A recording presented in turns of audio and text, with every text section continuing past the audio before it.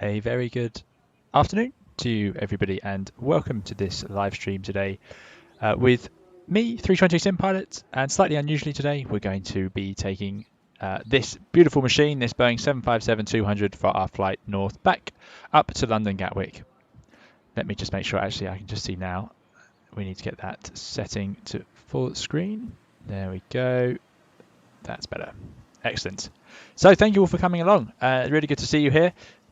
As always, at the start of these things, I am a real-world Airbus pilot, but I'm certainly not a real-world Boeing or Boeing 757 pilot, and I have never been. So do please not take any of this with any seriousness. This is entirely for our own amusement in X-Plane. So I appreciate this won't be for everybody. If you're looking for Airbus material, we'll have a few comparisons as we go between this and the A320 series, because there are quite a few interesting ones. But aside from that, this is just going to be me struggling through, and it might be quite painful for you to watch me as I struggle with buttons that you guys are probably very familiar with, especially if you've flown the Zibo Mod 737. But thank you all for coming along. Jumping into the chat, Swappy S, good to see you. Looks like you just beat Carter to the first, unfortunately for Carter. So good to see you as well, Carter. Carter Jobble made the A321 Neo Leap mod, which we've used in previous videos. JJ, thanks for joining us. Dougal, thank you for coming along. Good to see you guys here. Zillitos, yes, this is on VATSIM. Aviator Boss, good to see you. Mateo, thanks for coming along. Good to see you. Mateo has been helping me get to grips with the Boeing 737, the Zibo mod, but today I've jumped into the 757, and there's a few reasons for that. I actually find this slightly easier to get my head around than I do the 737NG, and I'll talk about why once we're underway, but I will still work on the 737. I promise, Mateo, I promise. Aviator Boss, good to see you. Theo, thanks for coming. G1TB, hello. Glenn, hello. Great to see you all here. TT Spectre, Philip, Swappy, yes, of course. Ian Morris, good to see you. Good morning to Aviator Boss, wherever in the world you are. Blind Tech Tutorials. I'm glad you enjoy the streams. Harsh is a new name as well as Blind Tech, so thank you guys for coming along today. Dougal, I absolutely agree. I'm going to really miss this one. Oh, there you go. Carter did win on his screen there. Stephen Johnson's good to see you from Chicago. I hope it's not too early in the morning there. I'm assuming it's morning of some variety still. Maybe it's just slipping into afternoon. TT Spectre also enjoys the 757, and that's exactly why we're hearing it today. It's really, really excellent. So here it is. It is the VMAX Pro, or otherwise known as the Flight Factor 757. The only reason I have it is because it was on sale. So I bought the very smallest package they do for the sale, which was just the 757 200, which is what we've got here, which was widely used in the 90s, as you'll all be familiar. A lot of domestic routes in the US are flown with these, and I think they still do, but in the Europe, we're not seeing so many of them anymore. They used to be used for these, wrong view, for charters by UK charter airlines. That's where they really got their grip in Europe. Although British Airways obviously flew them, and a few other of the flag carriers around Europe. So here it is. Golf Echo Bravo Yankee Sierra is the reg on this one. Standard 757-200. We've got the Rolls-Royce RB211 engines, the same engines or very similar to the engines on the 747s that have Rolls-Royce engines. And it's in this very old school Britannia livery. I couldn't resist one more chance to use an old livery that I remember from my childhood. And yeah, I've got very fond memories of flying on these, just as clearly some of you guys have. I'm really pleased with this add-on so far, and I've tried to get to grips with it a little bit, so you don't have to watch me struggle for the entire video. So hopefully we'll get through it, but do feel free, obviously, tell me if I'm doing something that you guys think is wrong for 757 or even Boeing airliners, because I know there's some differences that just standard SOPs. So I won't spend too long looking at the outside. I'm sure you guys have seen this before, but let's jump into the flight deck. And we're going to do it from cold and dark just to prove we can and have a look at some of the things that make sense. And this overhead panel is one of the main reasons I find this easier to get used to than the 737, although I have no idea what this is. So if anyone knows what that does, it rotates, but I don't know what it's for. So if anyone can tell me, I'm sure that's something I should know. Right, let's get started with the setup. I've already loaded the airplane. So to give you guys an idea, if I go to No, ground. Here we go. So we're actually quite heavy. We're full of passengers, got a little bit of cargo, taking off at something around 90 tons. So you'll notice straight away it's typically heavier. It is heavier than the A321, even though the original versions in this two-class configuration wouldn't have as many seats as the 321. They did get them up to sort of the 230, 240 passengers. So yeah. This is a really detailed add-on, by the way. It's taken me a fair few Googles to get something sorted out. But what we're going to do is use this brilliant checklist feature, and we'll just power it up. So pretty obvious, starting off fairly similar to how you would on the Airbus. We need to get the batteries on of some variety. So let's get that on. And then we can select the standby power to auto. And guys, I realize I'm just reading through this, but it checks out a few things. And then it says electrical power established. Well, I've got the GPU, which just like the Airbus tells me by saying avail. So I'm going to turn that on. Unlike the Airbus, where we leave everything connected by default, the Boeing seem to turn it off. So we have to turn on the buses or the bus ties. So there we go. Now they're connected. Get some power going into the airplane and the utility buses. Get the generators online. I'm not sure if that should happen there, but there we go. So we've got electrical power. AP generating go on. It says APU start. I think we'll do that now just because I will forget otherwise. Now this is something I don't quite get used to, these rotary switches, which Boeing seem quite a fan of. They've got quite a few of them around. A little less used to them on the Airbus. So they're starting, and then I think it will spring back when it is started. And off we go. Right. Let's see. Moving on. Preliminary flights. Obviously, we're going to get the IRSs. So it turns out that the 757 was one of the first airliners to have laser light gyros, which are sort of the new standard. Before this, we had the older style INS systems and so on, because this replaced the 727, obviously, the Boeing 727, which was considerably older. Obviously, the 737 original version came out in the meantime, and the 747. But yeah, this came out after those. So it was very modern and advanced, especially to have the two pilots. And at one point, Boeing was considering just extending the 727, making it a bit longer, but finally airlines became more interested in this idea. I'm going to be full of Wikipedia facts for you today, so don't you worry if there's anything you wanted to know about the 757. I probably don't know it, but I might be able to give you some other useless trivia. Status display, check. Now I'm thinking that's down here, and it says verify expected message. This looks like a status display to me. The cabin temperatures aren't working, or nor are the fans, but I haven't turned them on yet. The doors are open. Yeah, okay. It says 1 out of 5. Does anyone know how to get to the next page? I'm not entirely sure, but I don't think it's going to matter for us today. Fly Guy 1, how dare you fly Boeing? Yes, I know, where you'll watch me struggle through this. If you sit in front of the 757 in the APU, it sounds like a vacuum. Yep, there you go. Right, let's see what we need to do next. So we can see these things starting to align. I think we can cage that ourselves. The status we've looked at, verify quantities. Well, I'm not sure how to do that particularly. I know that we have this little system here. So this is one of the first airliners, as I said, to have this sort of glass cockpit style. And we can see we got, oil, hydraulic quantity, no pressure, well, we wouldn't expect it, and some oxygen. Presumably that's the pilot's oxygen. Something I did notice is the masks look very similar to the Airbus masks, and you can test them in the same way. So yeah, that seems to be similar technology there, probably made by the same manufacturer, although I don't know that. So we're powered up, and now we're going to the CDU. So this would be the MCDU on the Airbus, but they call it the CDU. They got there first, so I'm sure that's fine. Let's have a look in here. I've converted this to the newer version, and you'll see I've done a few things like that. I've given myself a speed tape on the PFD just to give myself a fighting chance, but we shall see. So yeah, 757-200 with the latest version. And I quite like this system where we load it up, we're on the init, and then we can just sort of scroll through each bit, and it just gives it to us. So we're starting in LEBB. We're going to be on gate 2. Now I haven't managed to get that to work. Does anyone seen a correct way of loading that in? It never seems to work. But I'm going to take this data because I believe it's going to update when we get underway anyway, a bit like the Airbus, because I'm using this newer FMGC. 2 small square switches below the lower screen will give you engine APU. Perfect, thanks. Yeah, so these ones seem to swap between them. I have done a little bit of time in a 737 simulator, but that was an NG. So there's a couple of things I remember from that, but that was a long time ago now. Right, so, and it automatically writes that in for us, which I like. Lima Echo Bravo Bravo. Let me lower this down so you guys can actually see it. And we're going to go to Gatwick, Echo Golf Kilo Kilo, which would be a classic sort of Britannia-style route. Britannia was an old charter airline in the UK, and they became Thompson and now part of the TUI group, so that huge worldwide holiday company that you guys know now. I'm not sure why it asked me for the runway, but we're going to depart from runway 30, so I'm just going to stick that in. And we're going to be the Britannia 225, just carrying on our flight numbers as before.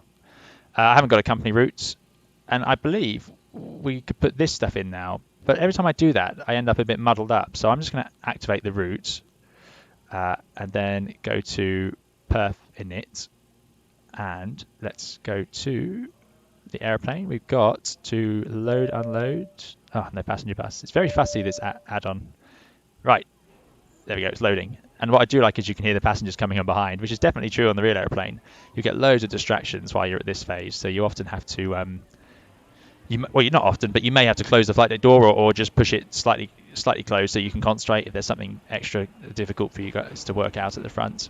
Okay, so 0 fuel weights. That's loading on much faster than real life, but otherwise we'd be sitting here waiting. It's going to be 78.6.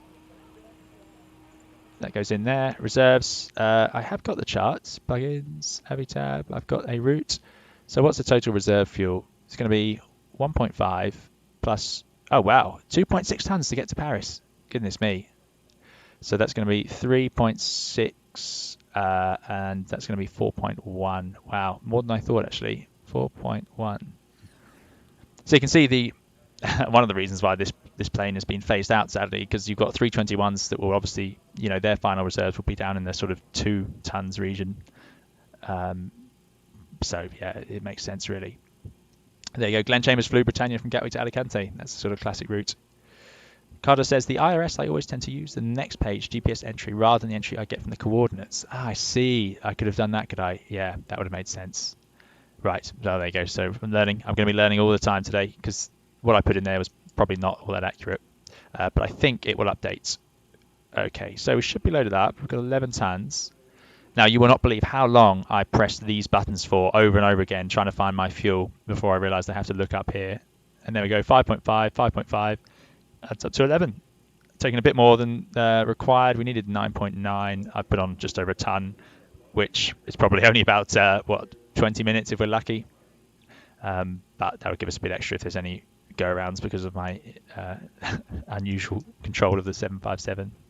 We're going to cruise today, flight level quite high, 360. This is a very powerful aeroplane. It's famous. The Boeing 757 is one of those planes that in the industry you never hear someone who didn't like it, or I've never heard. I'm sure there are some, but generally it's a very liked airplane by the people who flew it. And not all airplanes are. There's plenty out there that pilots will whinge about, but the 757 is almost universally loved. So and one of the reasons I think is it was always very powerful. Right, cost index of 61, that's what we're going to go with, which seems pretty high, but again, they're probably different. So those numbers are in. There's the fuel, 89.6, about right, a little bit heavier. Takeoff.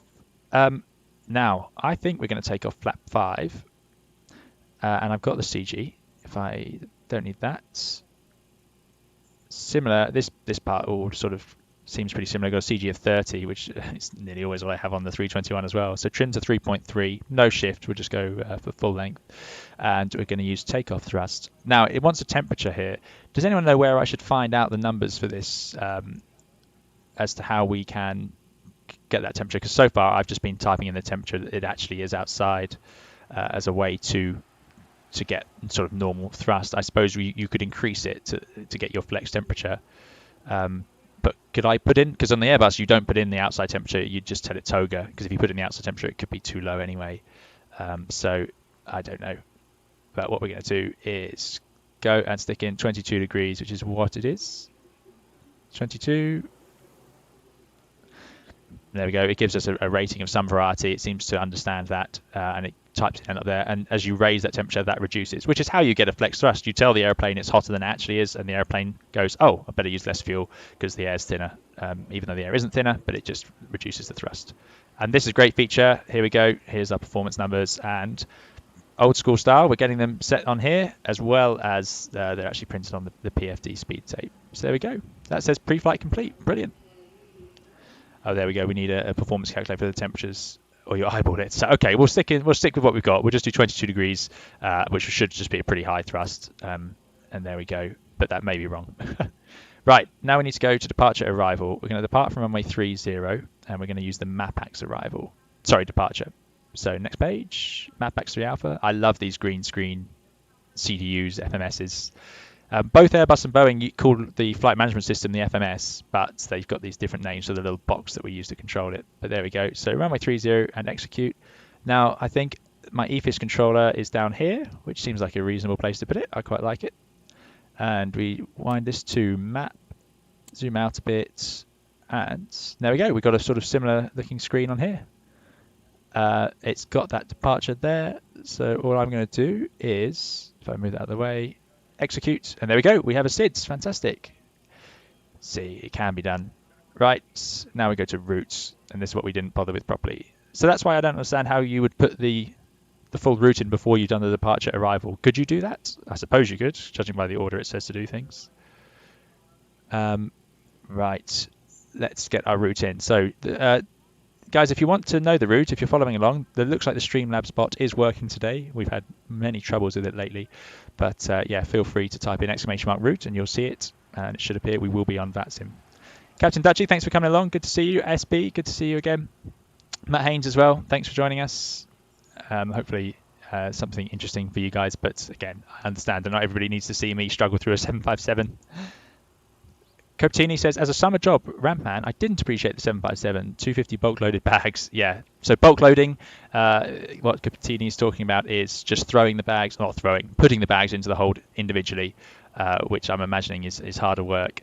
Some airlines will use the system where they'll put them into those big silver containers that then get loaded one by one, but that's got its own problems as well. A lot of smaller airports aren't really set up for that, so you'll find that 320 low-cost carriers don't tend to use that system, because you'd have to, it's more useful if you've got a big airport set up for it. If you're not derating your takeoff, you wouldn't put any temp on there, 320. Oh, okay. So have I reduced the thrust slightly by doing that? I don't know. I do not know. Aviation 365, good to see you. Thanks for coming along. And enjoy Kai Tag to Captain Dutchy. Mukdu sounds better than FMS. There you go. Yeah, the Mukdu. I do like the Mukdu. Everyone does. Yeah, it's a good name for it. Pavel, good to see you. Thanks for joining us. Yesterday flew EGKK up to Edinburgh. Had my push to talk button in on mode and everybody suffered for 20 minutes. Oh dear. Excellent. It does happen. You hear microphones get stuck on in the real life. Not regularly, but maybe once a month or something like that, until somebody finally realizes. Sometimes you hear all sorts of interesting conversations going on in the meantime. Right. Let's go. So Mappax. And this bit, very similar. In fact, I think this is almost easier than the Airbus because I can type in the airways into here, or I can just type in the waypoints. Whereas the Airbus, you have to do that little extra step. So upper number 867 goes in via, and then we're going to go to Turbo. Now, having said it's easier, you'll see me get it wrong or something like that. But there we go, Turbo. Then upper Papa 87 via to Rev 2. Starting to recognise these waypoints, and upper Papa 88. So what we're doing is we're going to fly basically over the Bay of Biscay north, because we're on the north coast of Spain, and up towards Gatwick. And then we're finally going to enter via Vasux.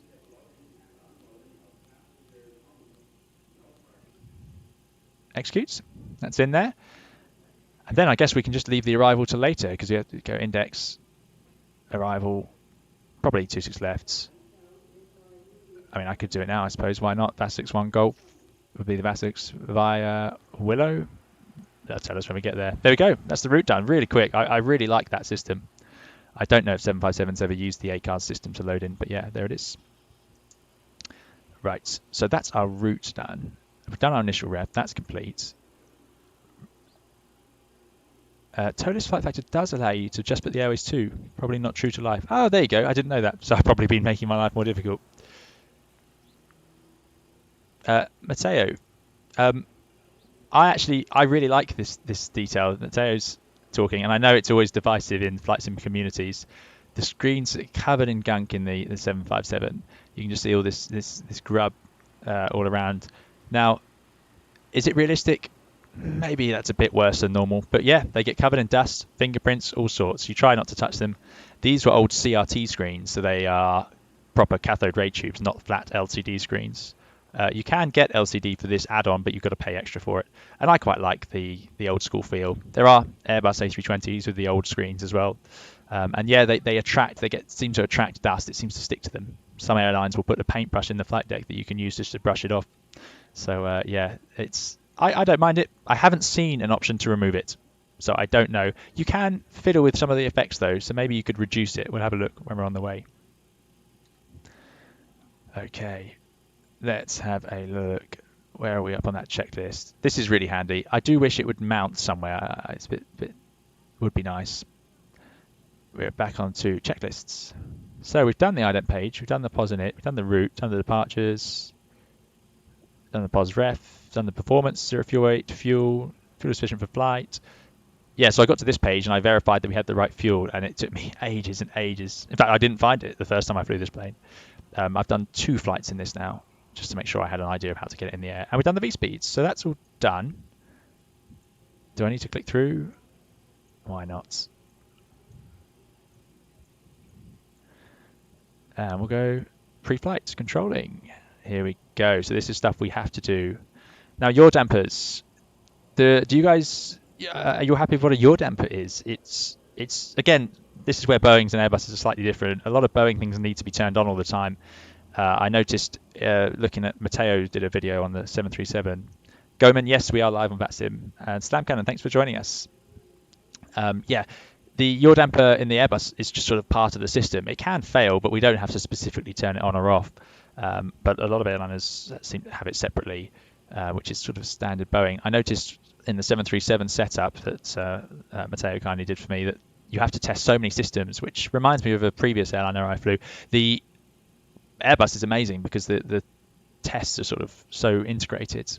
But anyway, yaw dampers go on. What the yaw damper does is it stops the airplane from yawing effectively as part of Dutch roll, which is an effect you get from swept wing airplanes where they can just start to oscillate basically. So what we're trying to do there is it just dampens that out. That's why it's called yaw damper. But it's quite crucial to the autopilot and so on. So yeah, quite an important thing. EEC or elec eng cont. Now I don't know what that is. Does anybody know what these actually do? But they need to go to norm. And then we can pressurize, or we check the hydraulic panel. And this is quite important. It says verify lights are illuminated, and we can turn on the engine pump switches. So we're going to turn these on so they're ready. Nope, that's not right. We're going to turn these on so they're ready. And the reason we won't turn on the electric ones, even though I just did, is because you don't pressurize any hydraulics like this during a setup of an airplane. You wait until it's definitely all clear outside because it means all the flight controls will move. So I did exactly the wrong thing there. Engine pumps go on, engines aren't running, so it won't pressurize is the idea. So those are checked. Left and right pump switches are on. And then it skips through a whole load of things which must have already been ready. Leave the electric pumps off, leave the other electric pumps off. ELT switch verify on. I'm not sure where the ELT switch is. Is it down here? Not really. Not entirely sure. That one's been a bit of a mystery to me. So again, I'm sure you guys know better than I do. Andy says the elec eng cont is only in the RB211 model. The Pratt & Whitney doesn't have them. Oh, there we go. We're going to have similar to the IAE versus CFM. There's probably a whole load of extra systems because of the way the Rolls-Royce do things like EBR, which is pretty unique to them. Okay, so APU is running because I can see it says run, so we can turn on the APU generator. Why wouldn't we? There we go. Emergency light switch guarded and armed, so we just close that. That is the same on the Airbus. You have to have that armed and you have to turn it off.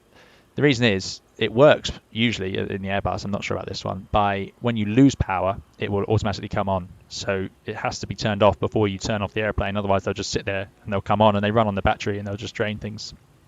Passenger oxygen light check, verify extinguished, which it looks like it is extinguished, so we can say yes to that. Do not push the ram air turbine switch, otherwise it will deploy, which would be this one here. We're not going to do that. But check there's no light on it, which there isn't. Engine control panel, engine limiter buttons on. Again, why would you ever turn off the engine limiters? Maybe there's a normal checklist where you need to do that. I don't know. So we've done that, done the engine limiters. Engine start selectors both in off, but they go to auto. Is that right? Engine start selectors to auto. I wonder what difference that makes compared to off. Oh, well, there we go. We don't need the anti-ice. It's lovely and warm outside at 23 degrees, whatever it is, 22, I think. Carter Joel, if you want a performance calculator on this takeoff, I posted one in Discord. Thank you. I'll have a quick look. Let's have a quick look. There's the performance. So what I'm looking for is what temperature should I enter? What flex temperature? It says plus 55. So would that mean, are you expecting me to enter 55 degrees into that, Carter? And that's up to 109 tons on flat 5. So we'll go flat 5, yeah. But thanks for doing that, very kind, yeah. So maybe we'll do that, do remind me. Right, lighting panel, lighting position switch on. Yeah, so this will be those nav lights as we saw before. Anti-collision's going to all stay off. We don't want to blind anybody with those. We don't need the wing lights. That would only be, I suppose, at night maybe, or in low vis, or if they were looking for ice on the wing, I'm not sure. Window heat switches need to come on. That's right, let's get ourselves a better viewpoint for this. Again, this is where the Airbus is quite good. The Airbus does all this automatically. It knows that we need the window heated all the time, so it just heats it. This isn't an anti-ice. It is partly for the anti-ice features of it, but also you need that heated all the time because it makes it more flexible. So if a bird or any debris hits the windshield, it will flex more rather than being a solid, cold block of glass. So on the Airbus, that's on all the time, and then when you get in the air, it gets into a higher power mode. But on the Boeing, we turn it on. So fair enough, there it is, it's on. Now we can put these to auto. Really nice bing bongs. I like those sound effects. Auto rate control. Now, I don't understand this either. Would anybody ever leave this in manual mode? Surely not. Surely you'd want to have it set to auto all the time. But there we go. That's into auto rate control. Set. Oh, I see. And maybe I need to set this to that. Looks about right. Again, I don't know why you wouldn't just let the computer do it if you're going to use automatic mode. Landing altitude selector. This is a fantastic effect. The way these numbers spring because of the old style rotating display is really nice. Really like that. And let's set that to I think it's about 80 feet in Gatwick, something like that. Landing out selector we've set, and then everything else seems to be in the right place. Forward cabin temperature controls to auto, so we're going to spin these around to auto. I don't know what auto means. I've never seen that before. Does it choose the temperature it fancies? How does it automatically decide a temperature? I would be very interested to know if anyone knows that. Aviaman, thanks for joining us, Aviaman. I hope your stream went well yesterday. Aviaman did a very long haul flight yesterday. He got himself in the 777 for a long way, but yeah, it was good stuff. Flight Guide 1 to get assumed temperature. Download, there you go, Airplane Toolbox. Use the tutorial for that.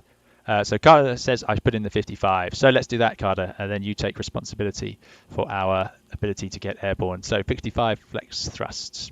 Sounds about right. I'm sure this is a very powerful airplane and should be able to get airborne like that at flat 5. Okay, so we've done, it says, see, I've had this problem before where it doesn't think I've actually set them to auto. Now, what am I missing? Does anybody, it's not talking about this, is it? Nope. I don't fully understand why it gets upset with that, because to me that looks like auto, but yeah, please do tell me if I get that wrong. Flight Guide 1, yeah, the windows, by being heated up, they're more flexible, so they can resist sort of impacts better. That's why they need, one of the reasons they need to be heated. Okay, 55 is a very high temp. The V-speeds in the performance 2. Have they changed? Have they? Now we've done that. Yes, they have. No, they haven't. If I do that, seems to work. Maybe what we'll do, 139, 142, they're pretty similar actually, 147. Yeah, okay, so those numbers are matching up, which is reassuring. So we'll go with plus 55. It says EPR 1.28. This says 1.57, but I'm not sure. It should be fine. Worst case, we'll just press the toga button and get it to go all the way. Right, so yeah, I don't know why this does not work when you go to auto. Oh, it's a bug with the 757, Carter says. Thanks for that. Great. Flight deck cabin temperature controls auto. The inop light stays illuminated. Yeah, we've done that. So that's fine. Now we can turn on the trim air. Trim air is on the Airbus as well. It's just allowing, I think it uses the warmer air to come in and heat up the cold air that comes out of the packs. Recirculation fan switches can come on. Pack control selectors to auto. Bleed air panel isolation switch on. So there's a way to separate the APU and left engine from the right hand bleed system, but we turn that valve on. Engine bleed air switches on. Well, they're going to not work, but they're ready to go. And APU bleed on. And I love that. We get that the needle increases because the pressure's in the system. I like that. I did notice that I tried to start the engine with this in auto and it didn't manage, so you can see that pressure increases by turning those off. Again, the Airbus, I'm going to keep saying that. I'm not criticizing this. I think it's a fantastic airplane, but it's just interesting because we have to turn this off as part of the checklist in the 757, but in the Airbus, when you select ignition, it automatically shuts off the packs for the exact same reason. So it just shows you how similar these things are behind the scenes, really. Okay, back to our seats. Flight directors will now go on. Flight director. VRDME is set to auto. Yeah, great. Well, it is set to auto. I don't know why it's complaining about that. It looks like it's on auto to me, unless I'm thinking of a different switch. Oxygen test, I did do that, but let's do that again. Crew oxygen pressure check on the ECAS. Oxygen pressure, there it is. Very, very similar to the 320. Good, so this is all set. Flight instruments check. Yep, we've checked. I've set the QNH of 1021, which is set. And sadly, we have to set them individually here. So 1021, 1021, and I did set it over there, 1021. I'll probably forget that on the way into Gatwick, just because I'm used to the Toliss doing it for me. So we've done the altimeter, flight instrument indications, about 180 feet. Yeah, a little bit of elevation. Good stuff. Oh, and it's gone through all of that. What have I missed here? Flight instruments, verify that only these flags are shown. TCAS except for RDMI flags. Now it's getting a bit beyond me, so I'm not going to spend too much time dealing with that. But yeah, fine. It looks like it's pretty happy that everything else is done. Verify that TCAS, auto throttle mode is blank, roll mode is takeoff. So blank, takeoff, takeoff. AFDS status is FD. So we've got FD and takeoff. So that looks like it sounds like it's ready to take off, certainly. There's an autopilot on the SO side, of course. We've got to think about the FO. That's probably why it's saying that. Left and manual. Thank you, Cardo. Oh, and it won't take it. Is this because do I need to do this one separately? Fine. It should transfer across, shouldn't it? Maybe it doesn't. Does it not know the route in here? Oh, no, it's got it all in. Oh well, we won't dwell on that. Right, landing gear panel, which is over here. This is quite a complex little panel. It's taken me a while to get my head around it. What do you guys think of the brown shade of paint on the cockpit of this? Did you prefer it to the Airbus blue, or do you think it's more warm and homey, or do you think it's a bit of a strange colour choice? I'm interested to see what people think. Right, so landing gear levers down, alternate gear guarded. Yeah, we don't want to extend that. GPS flap override off, GPS gear off, and GPS terrain off. So they're all off. Good. Heading reference switch norm. So normal is going to show us the normal actual heading, which is a magnetic heading. And true would be obviously to true north. Magnetic heading varies, but that's what we fly in usually. It's rare to go onto true. I imagine it's used as you go polar. As you go further north, you'd need to go onto true and start flying different grid navigation and all sorts of things. Upper ECAS check. Verify the primary engine indications. Yep, all looks pretty reasonable. No exceedances are shown. Good. Secondary engine. Verify the secondary engine indications. So we're going to go to engine. Yep, all looks pretty good. Status display select, which is what we're on. Oh no, that status page. Computer selector to auto. Ah yes, now I did find this switch. It took me a while. That's hidden over here. I think, look at that, that's hard to see. Auto. Thrust reference selector, verify takeoff mode is shown. So that's this thing here, I think, but we've got takeoff showing there, DTO. There you go. Dougal does not like the colour of brown that they've chosen for the 757. I was wondering what people would think about that. Thank you, Avio. Thanks for your support. Flying Guy 1 says 55 in the 7.6 uses every inch of the runway, but they are different planes. Yeah, so the 7.6, I mean, I'm not sure if they have the same engines. Probably got higher rating on them, but I think the 757 is quite overrated, so we shall see. Carter says bleeds are not on. Okay, what have I missed there? Carter prefers the grey as well. Yeah, you've got to keep pressing the buttons, Carter. That's the only way to make them work, surely. There you go. Oh, it sounds like we're generally in preference of the grey. Just for the retro feel, I do quite like the brown, but I can see why people would have a dislike to it. It just reminds me of these old school airplanes, really. Right, so decision height selector, check. Well, it's there. It says 200. It seems to only work on decision height, not altitude, which is something I wasn't ready for. So it took me ages. I was looking around trying to find how do I put the MDA in. We've done that. Terrain switch, check. Now this has confused me. What do I do with this? I've got terrain, so do I just press it? It doesn't seem to do anything. So I have tried that. It just says check. Maybe I'm looking for a caution light on it. Range at 20, yeah, fine. HSI traffic switch, we want traffic to display. It says TCAS off. There we go, so it's already displaying, fine. HSI, yeah, fine, weather radar is off. And we're going to go to the VHF 1. Now, it is possible, as I recently discovered, to get this armrest out of the way. If you click back there. Now we're going to have listening to the left and I think right. This confuses me a lot. The radio panels in airliners seem to be the strangest thing. They all seem to be different in a variety of ways. So this one is quite different to what I'm used to. So I think we're going to be on 1228 initially. Just check there's no controller here, I don't think. No. So yeah, 1228, that's what we'll go with. ADF panel, I mean it's set to 413. Engine fire panel, check. It's all looks good. Fire panel down here on the Boeing. Fire switches are in. Transponder panel, check. So that's fine. It's going to be set to 2000 and it's on standby. ILS panel is just off. I suppose we could test it. What does that do?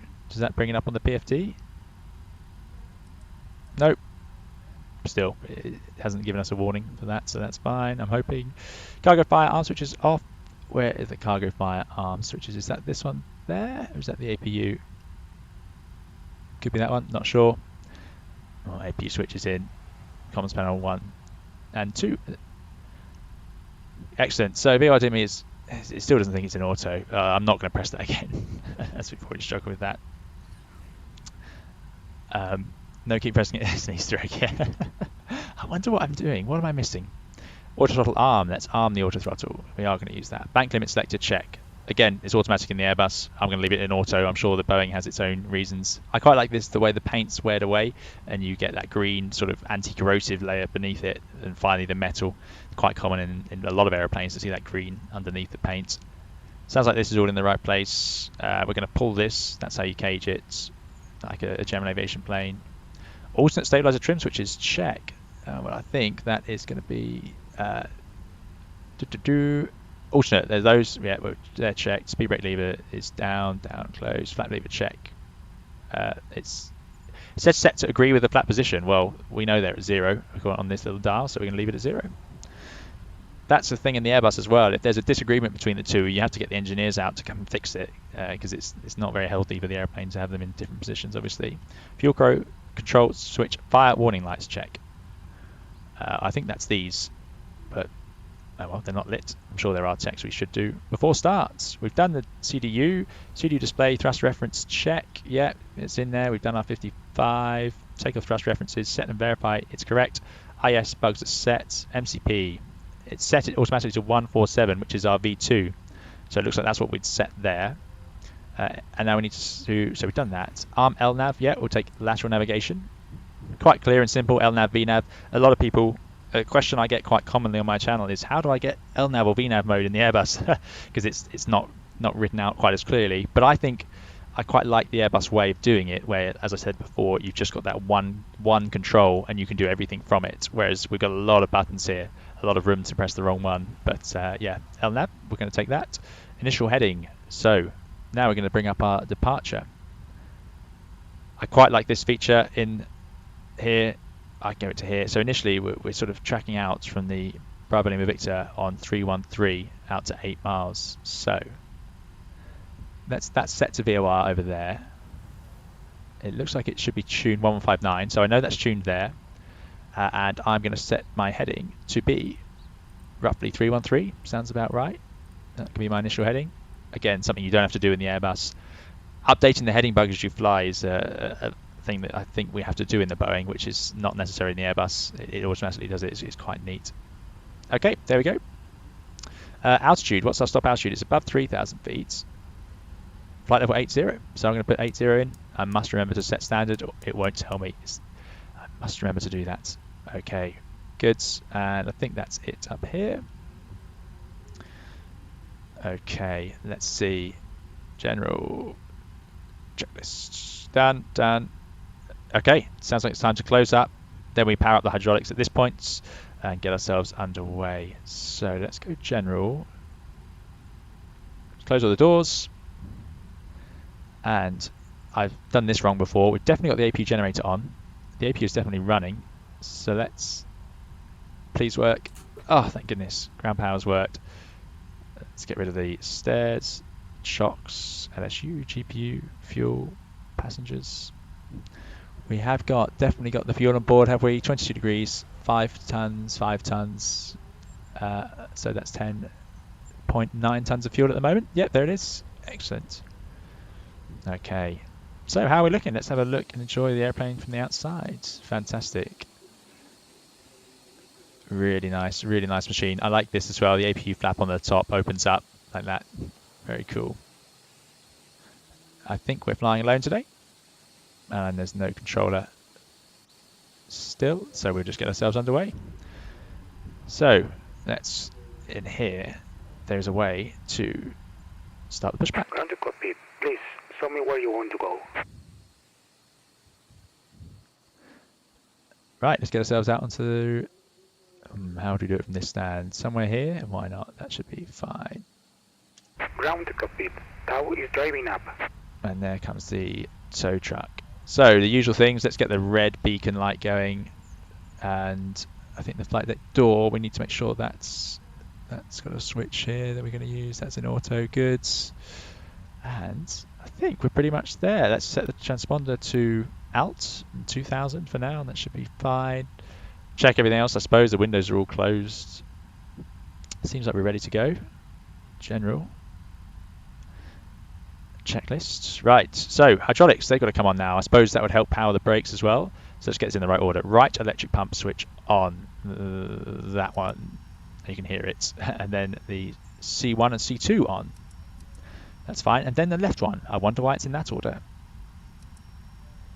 And we should see the pressure light extinguished, so we know that they're powered. The flight controls now work. Okay, all doors and hatches Fuel are pump closed. switches Ready on. to connect. So left's forward and aft, right's on, forward and aft. If there's any fuel in the center tank, is there? No, it looks like 0, so we're not going to use the center pump switches. So that's fine. Verify both press lights are illuminated and the center left fuel pump and center right fuel pump messages are shown.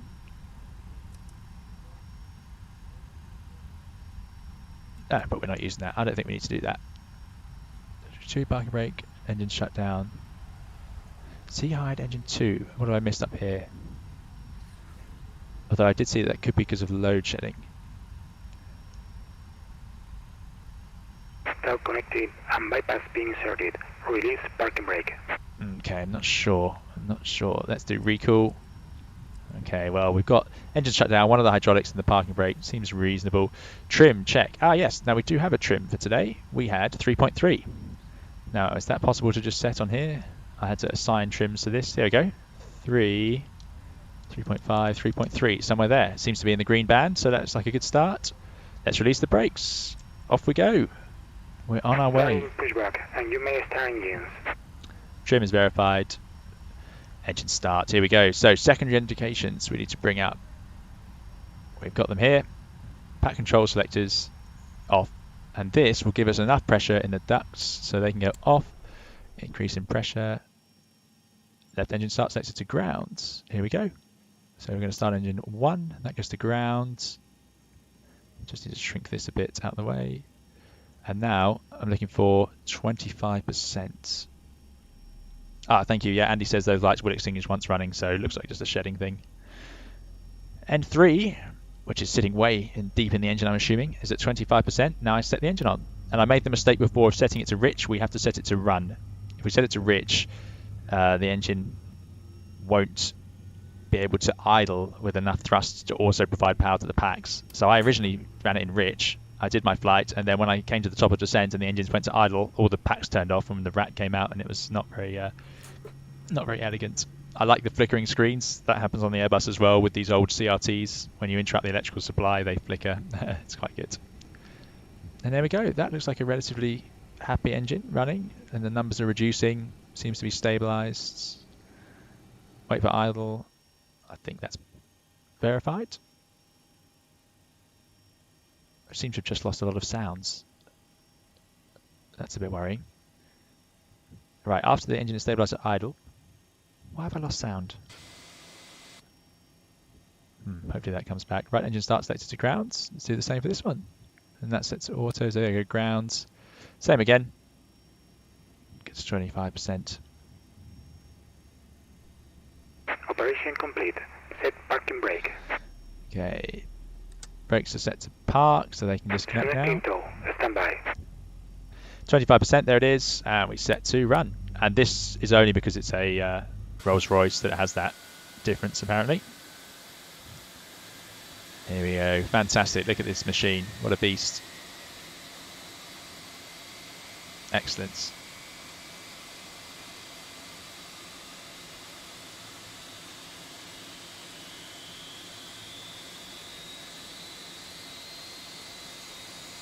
Jeremy Chapman says I need to toggle the safety briefing or the attendant will not leave me alone. Okay, I better do that. Let's let them disconnect.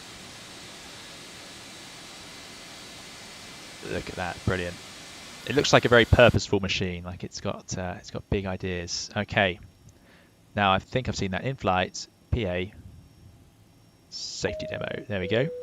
Ladies and gentlemen. So, yeah, the Toliss doesn't have things like that, so I have to get used to that. And bypass pin has been removed. Passing nonetheless. We'll see you next time and have a safe flight. Goodbye. Thank you very much for the push. Right, back control selectors. Let's get some air.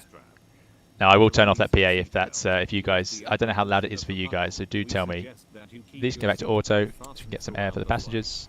Isolation switch off. I'm not sure why. I suppose. I don't know. There's more pressure in one side because of the APU, but there we go. APU selector off. Okay, we don't need the APU. Off it goes. As I check, the generators are definitely on for the engines. Status display. Parking brake. That looks good. Flap levers check.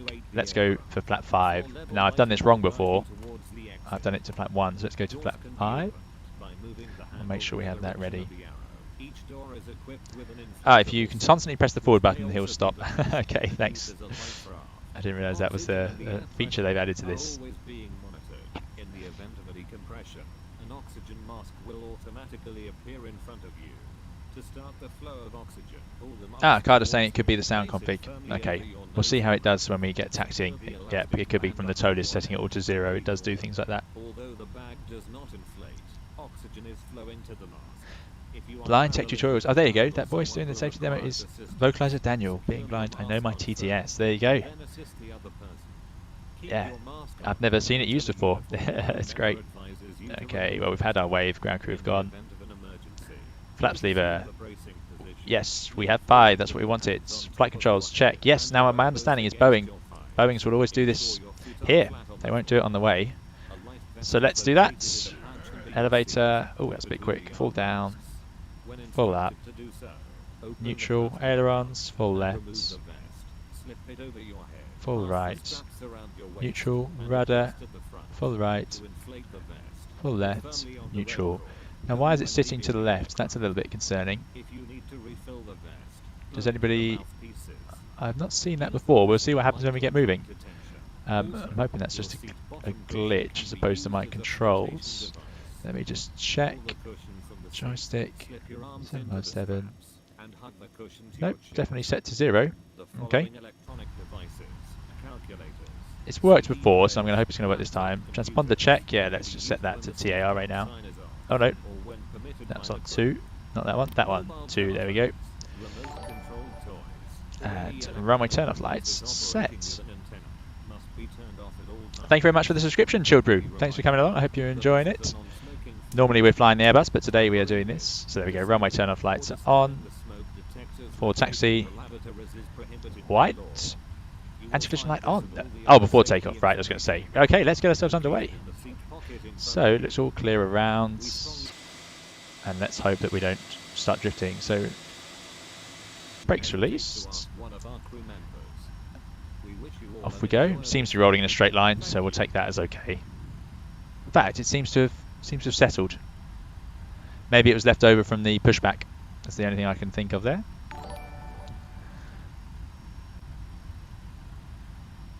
Right. Sounds. I can hear the. Let me see if I can hear the engines. Yes. Okay, so that should be good. Thank you very much for subscribing, Saba Temesvari. Thank you for joining us. I hope you are enjoying it. As I said, this is a bit unusual. We'd normally be in an Airbus, but we're going to try out the 757, which I think is pretty similar to the 321. It's one of the reasons I like the 321 so much. Okay, I have got the brakes assigned. That's good. I do keep forgetting where other things are. Shall I arm VNAV as well? Why not? There we go. Take off VNAV, LNAV. And I just put myself into a trap. Tango Delta, join us, Simon Departure. Good to see you, Tango Delta. Glad you're trying one of my company's products. One of your company's products? Which are you? You must tell us which company you're talking about, Tango. Right. I haven't told you guys, but the plan is obviously to go full length for runway 30. We're going to head off in the opposite direction. Quick check, we've got speed still in, we've got takeoff with blank, and VNAV and LNAV are armed in the backgrounds. FD is on, which I assume looks very similar to the Airbus PFD. One FD2 is usually there. And I'm going to talk about which order these airplanes came out in, and we can all decide which one came first once we're on the way. Ground speed is always hard for me to find. There it is, 12. But I've actually put in quite an updated version of, I selected quite a few options on to get this config.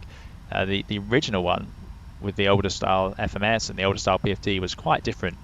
It didn't have a speed tape. It had a a faster and slower sort of scale on it, and then you had to use the normal airspeed indicator here. So quite different to modern sort of setups. Tango Delta, Boeing engineer, fantastic. There you go. Well, my compliments to the chef on the 757, because that's, as I said earlier, it's one of those planes that just was around when I was, getting into aviation, and I really think it's just fantastic. I think it looks great, it sounds great, and yeah, it's something that I always wanted to fly, but it's, as we know, disappearing from the market. But I don't know whether we have a chance of seeing it return, which is something we'll talk about once we're on the way. Okay. Right, so where are we now? Let's get back to our charts. So we're going to go further down, Kilo 1 and then Charlie 2 to line up full length. And then some things I remember from the takeoff, and please do tell me if I'm wrong here. We're going to set the thrust to something, let it stabilize, then we're going to I'm going to press this little screw here to get the takeoff thrust. The engines would automatically do that. We'll go along, 80 knots is the call out on the Boeings, I think. I remember that from the 737. And then we're going to get ourselves into the air. And then we'll just follow the flight directors. That's my current plan. 757 Neo, sorry, yes, Carla, exactly. That would be your job to update all of the products out there by Flight Factor to make sure that we have the Neo version of it. Thank you. Yes, this needs to go to RTO. Thank you, Zillitos. Yep, great spot. So we can go by Charlie 2. So what I'm going to do is I'm sure I've had that in a checklist before. It's here. So done the white anti-collision. We're going to enter the runway. That's fine. So white anti-collision can go on. Transponder TA RA. Auto brake RTO. Runway light switches off. Really? Okay. Well, it says so. I can't ever click that one. I'll say they're off. And white landing light switches on. Yes, and these go in the opposite direction to the Airbus. I like those little dots on them that glow in the dark. That's why you've got these little things there, I think, which I think is quite cool. Right. It's going to stay in red. Let's bring it to a stop. Set the brake. Why is it impossible to click that? There we go. Those are now off. Right. Before takeoff, climb and cruise comes next. So I think, guys, we've managed to get ourselves to this point. So let's go for the takeoff. Brakes released. Get around that turn straight away, as I've overshot slightly. Although quite a long nose on the 7.5, probably not too far from the line, even now. Yeah, there you go. No one on approach. Looks all clear. I have got a window view as well set up. which I really like the fact you can hear passengers talking in the background. I think that's a great feature.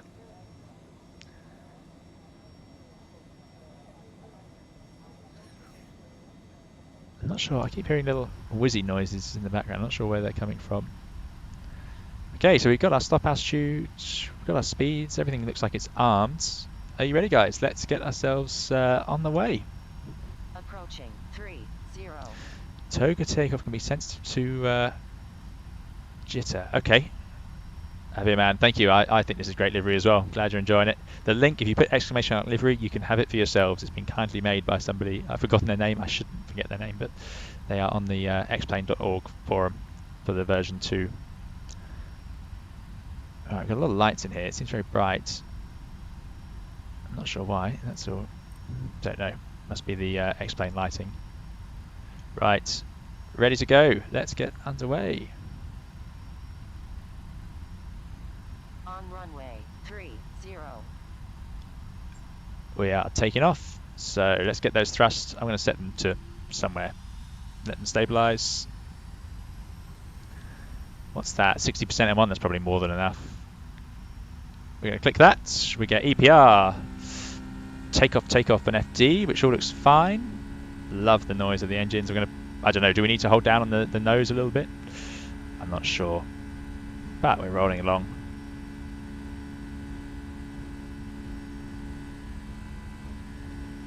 There we go. 80 knots. I know that's the call out on the Boeings. Thrust hold it's gone to, so the thrust must be set, I'm assuming.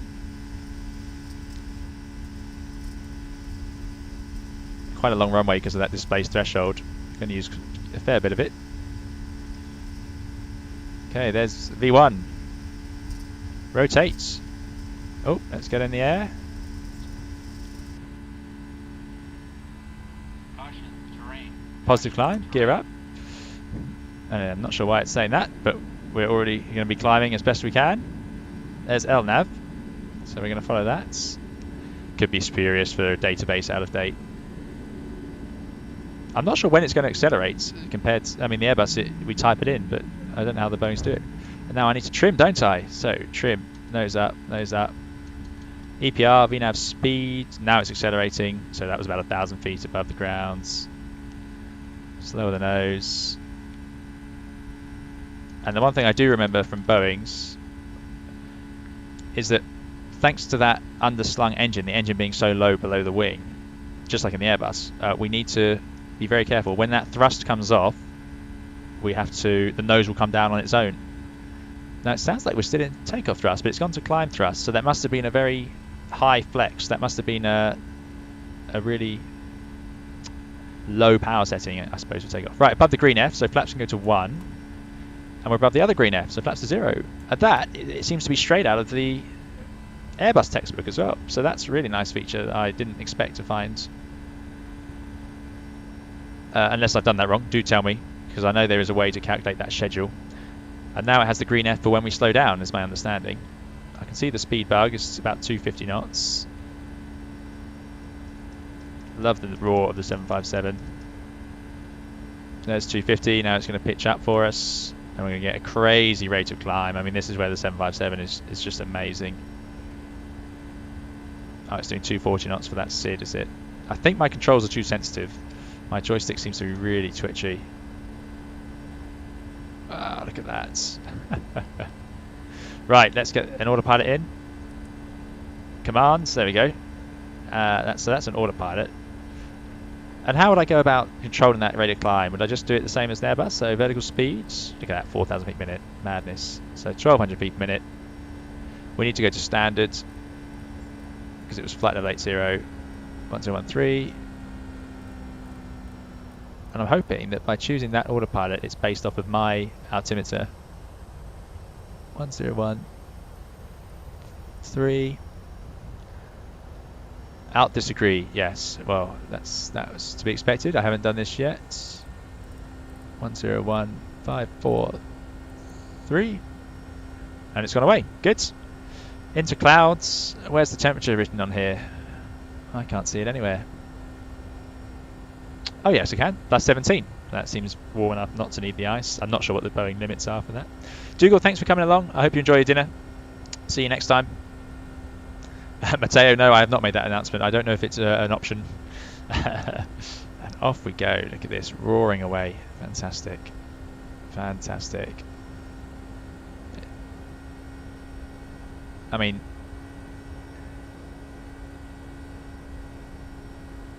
what have I forgotten? Is the gear's up? Yeah. Seems okay. There we go.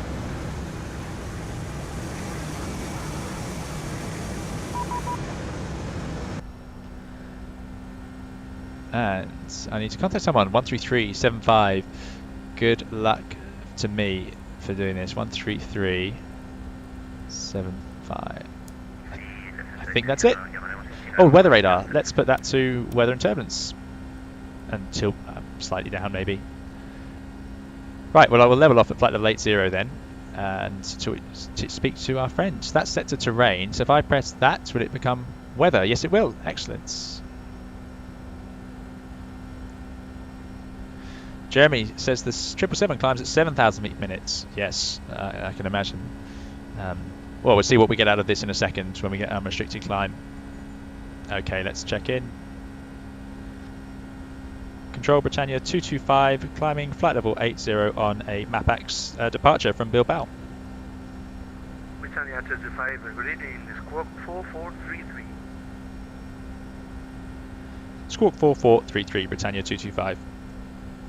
There's out capture, as expected. And, oh, excuse me. 4, 4, 3, 3. Yeah, cool. I think that's in. Out holds. It's going to be a passenger.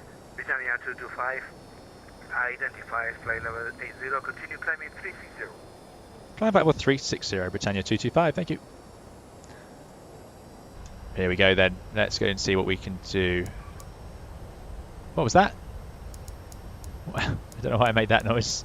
Hopefully it doesn't do that again. It seems to be happy for now.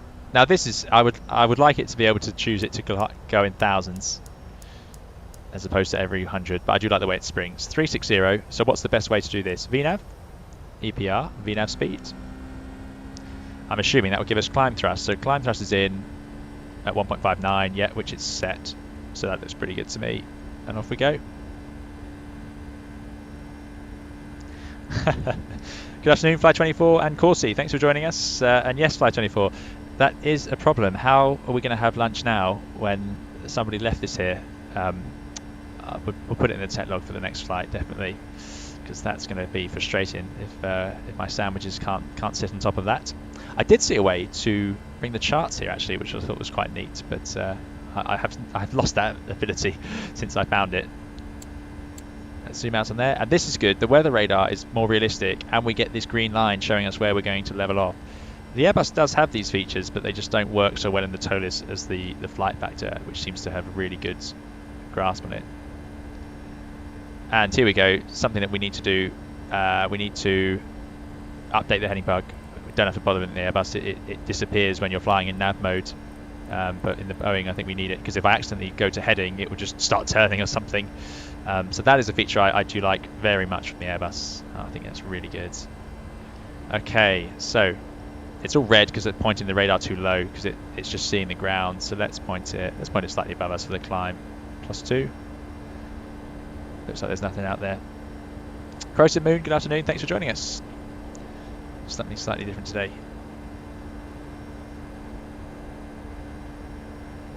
Tango Delta. Even Tango Delta thinks that the flight deck colours are better off as the grey Dreamliner style. So there you go. It's obviously they moved away from the brown. Does anyone know why it was brown? I heard, I don't know if it's true, I heard that it was chosen because they thought it was a calming colour. But I don't know how true that is. I also, when I did my little bit of time in a 737 simulator, we actually were told the screen was down here, I think, one here and one here in the NG, and we were told to leave it off, and then if anything happened it would spring up on the display, so that would be a good indicator that something needed your attention. So it's better to leave it off, and then it would flash on to warn you during the takeoff. That was, but I don't know if that's true in the 757. I don't know if it's the same system. what you got to remember is this came out in advance of the NG, so this is really revolutionary by comparison to the 747-200 and the 737-200 and 400 that was around before it. It's a real step up.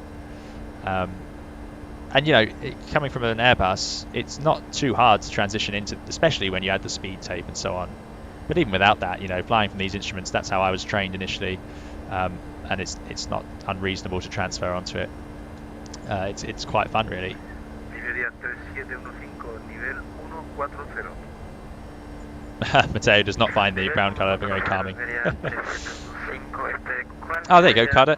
Thanks for that. Yep, so Flight Entry Sim does do that with the 7.3. So what's our rate of climb? 3,000 feet per minute? I mean, that seems pretty good. We are doing 300 knots. I mean, yeah, that's really good, isn't it? And we're pretty heavy. Oh, let's turn it off then if we don't need it. I like this little display, the liquid crystal backup engine display. So we can do that and have them down there, or we can have them there. So there's 3 ways to see the primary engine display. I think that's great. That is proper redundancy. Excellent. There's our top of climb, which is sort of matching up with our green arc. I suppose by the time we turn, that might extend the arc. 225, leaving airspace. No further engines available. Monitor Unicom. Goodbye. Monitor Unicom and goodbye. Thank you, Britannia 225.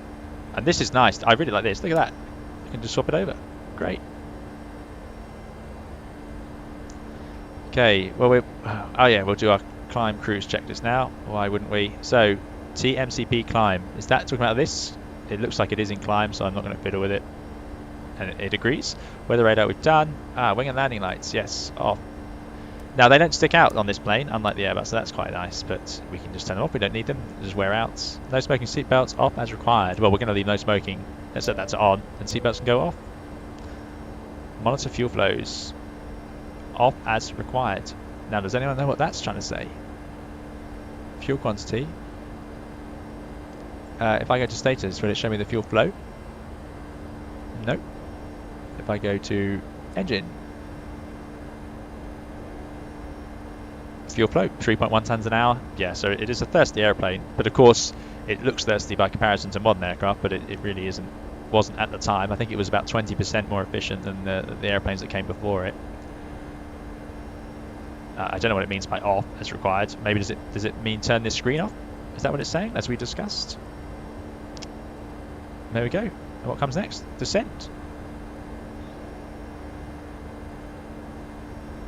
Jeremy Chapman has the information. There you go. So Boeing did a survey, and they said brown was easier on the eye, so they made the cockpits brown. I wonder which airplane first had brown that made people think that.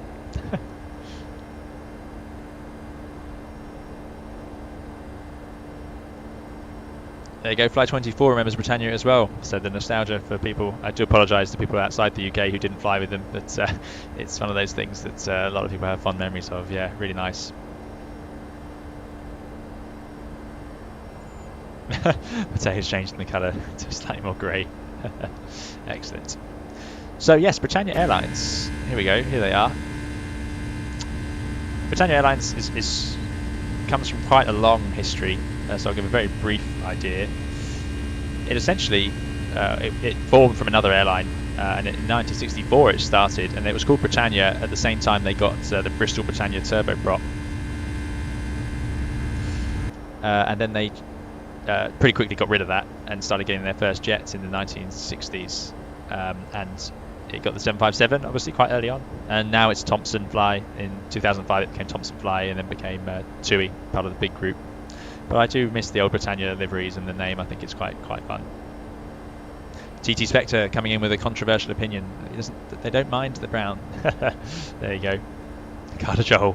What pilots are they interviewing? Did they all have glasses? It's yeah. Once I'm in it, I get used to it. But it's quite striking. If you go onto a 777, I mean the 777's brown as well, isn't it? So they obviously stuck with it for quite a while. So what else have we got to talk about with the 757?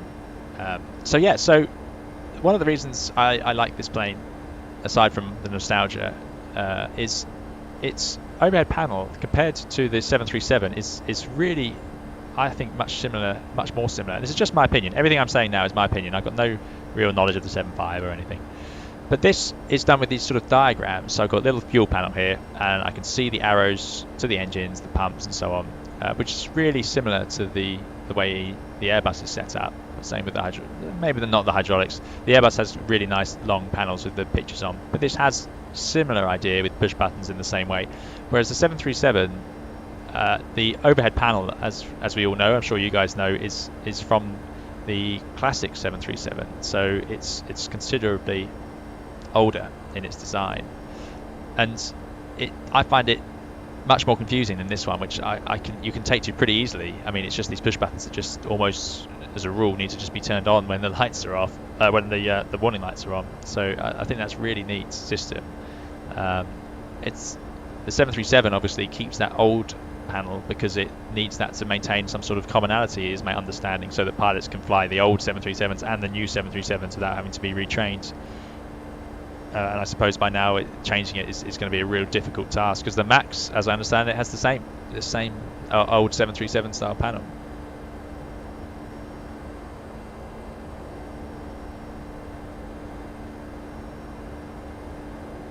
There you go, Matt Haynes, another fan of Britannia. Or maybe not. Maybe you're not a fan, but you certainly remember them. So yeah, so it's quite interesting how different the overhead panels are. How the newer 737s aren't I don't think look as nice or as clear as this one. But I can understand how they end up like that. Something else about the 757 that was quite interesting was when they were developing it, they at one point were even thinking of having it as a V-tail. So it's going to be looking a bit more similar to the 727 before they went with this more conventional design. But the big difference is this wing, which is a lot more efficient. So it doesn't generate as much drag, and it doesn't burn as much fuel for similar sort of flying. And it's designed for the sort of short to medium routes as opposed to the longer routes. It's got what's called an aft loading, which I don't fully understand. Again, this is all just off Wikipedia, so I'm sure you don't all need to hear it. But what happens as a result of that was the wake turbulence has been blamed, although it's inconclusive. But the wake turbulence has been blamed for a couple of accidents of light aircraft that were following a 757. So as an airplane flies through the air, sorry about the noise of the engines. I don't know if you guys can still hear me. Do let me know if it gets too difficult to hear me. The airflow is trying to run along the bottom of the wings, so as well as flowing over them, obviously, it runs along and then out and tries to go to the top, because the top of the wing has lower pressure air. And as it does, it swirls, and that's why you get these vortices at the edge of the wingtips. And also when the flaps come down, you'll get it at the edge of the flaps, which is why you see those vapor trails appearing there, because the pressure's lower and it's sort of swirling around. So these vortices are a big problem. They are really nasty. They cause more drag, so you burn more fuel. And they also are a problem for an aeroplane coming along behind you.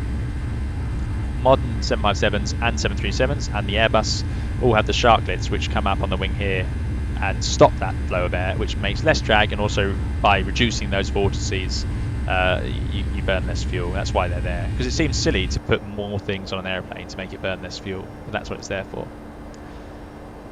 But the 757 is often, a lot of airlines and some guidance in different countries for wake turbulence will actually say you need to leave more space behind a 757 than you would for another aeroplane, because of the vortices it creates being considered by some places and airlines and countries as being more severe. So instead of having, for example, 2 minutes wait, let's say you're taking off behind let's say a 737, and you have to wait.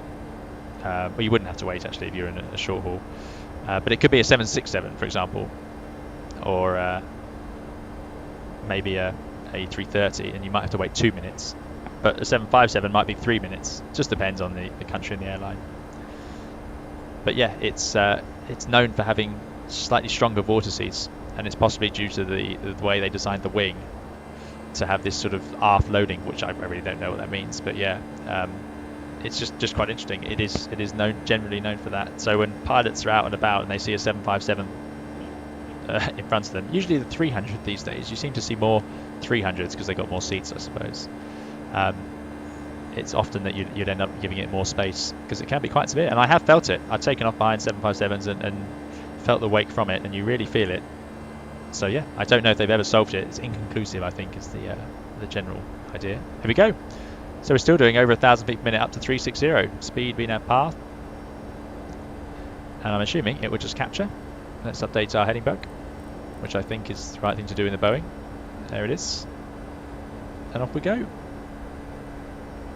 Now usually, let's set that weather radar slightly down. You normally set it so you can just see some of the ground returns on the top, and that will give you a clue that your radar, there you go. So now that should just be the ground. It's not normally that clear cut in the real radars. It will be all sort of grainy, but there we go. So now I should be able to see anything between me and that ground return at that angle. It won't catch everything, but it's a good start for us. Obviously I can just look out the window and I can actually see something.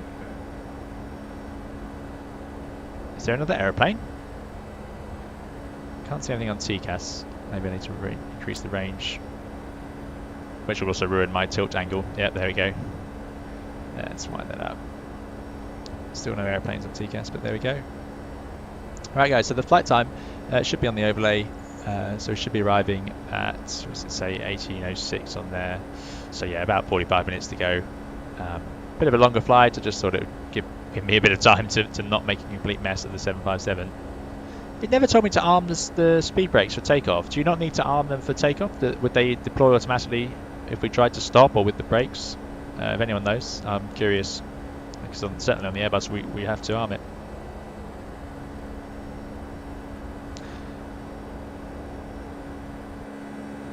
Still roaring away, that engine. I'm not sure how fast we're going to be flying to London.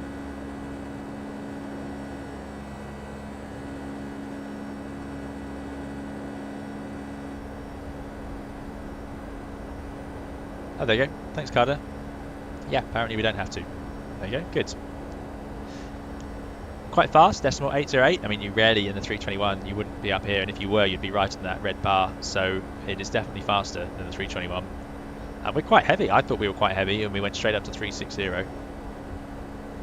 Compared to the 321, we carry, or the 757, has a similar number of seats. But I reckon with modern sort of seating, and if they could shrink the galleys and so on like they have done in the Airbus, I imagine they could probably get a few more seats in than they had back when it was first designed. Because the 321 Neo could now have, I think some airlines have over 230 seats in it, which is amazing really. But yeah, very similar. That's why I really like 321, because it reminds me a bit of the 757. So there we go, we're only going to have to arm those on landing. Interesting. Good, very good. What else have I got in here that I need to show you? Oh yeah, another feature that anyone who's visited the flight deck of this airplane will probably remember is the way that you enter, and there's a step. So there's flight deck doors, and then you step down into the flight deck. And there you go, it even says step down. And it's really really noticeable if you ever visit the flight deck, and it's something I've always remembered. And it gives you this great view when you walk in, where you're looking down and the pilots are sitting below you. And apparently that was part of the design they came up with. They realised that they could lower the noise and give a better view out the front by lowering the flight deck and making it a bit wider. So that's what they did, to make it a bit quieter in the flight deck. I don't know how noisy it was going to be. Maybe it's going to be very noisy. Pointy airplanes tend to be a bit noisier, but yeah. So that's how you end up with this step down, which I think is relatively unique, and it gives that really distinctive look on the nose, the way it sort of droops, the flight deck comes down like that. Yeah, really cool.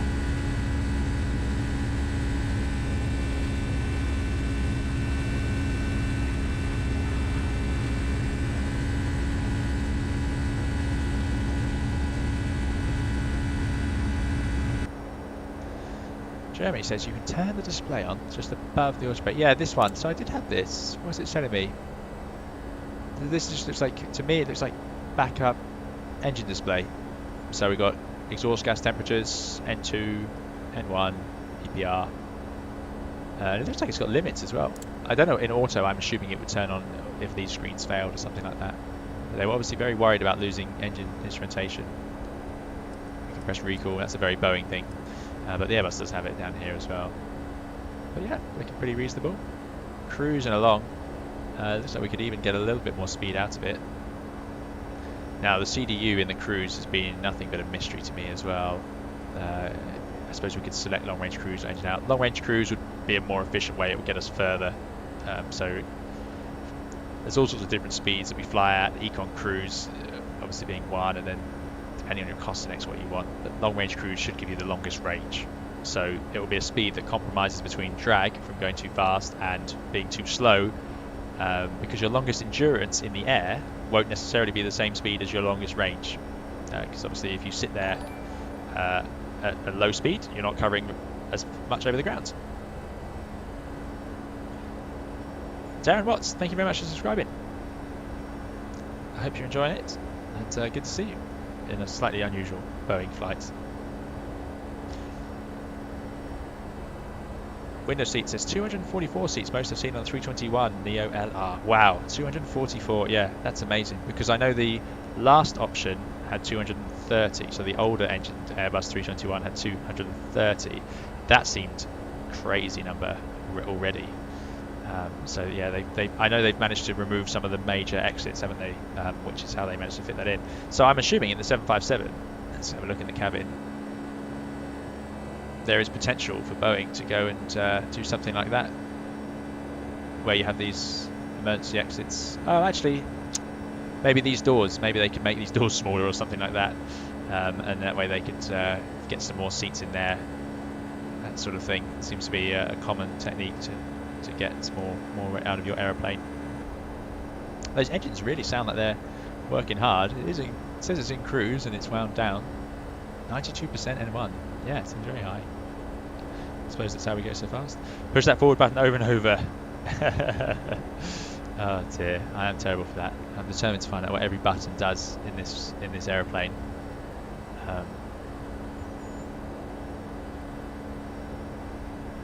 I could try and click a few more, but what happened, as I said last time, was I ended up with quite a bad situation with the rat hanging out.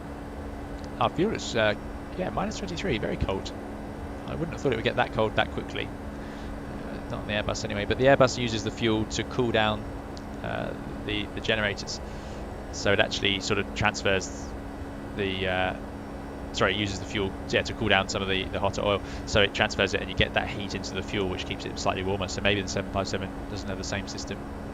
It does seem to have a similar IDG sort of setup here.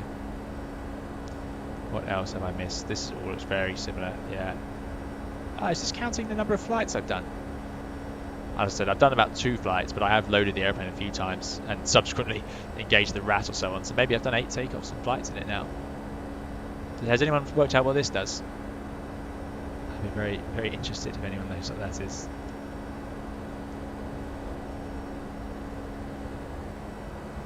Powell says, why the flight level 360 but not 35 or 37? It must be odd.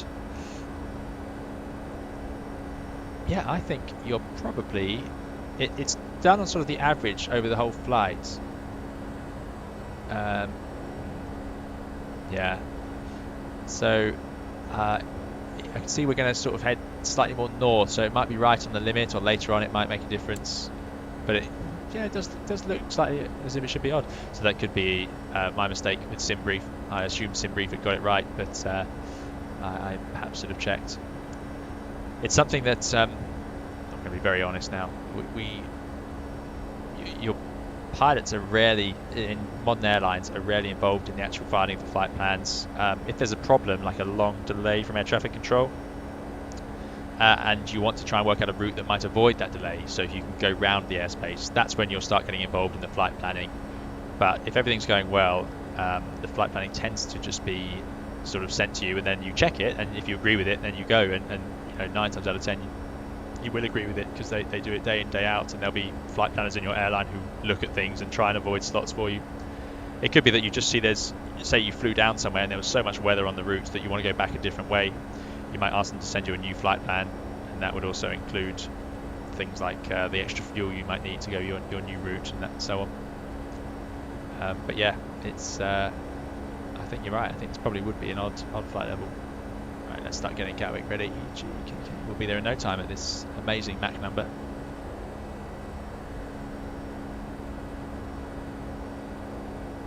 Let's see. I'm hoping the chart. For some reason, Navigraph in this needs to constantly be validated, whereas in Toliss it's much more happy to just always work.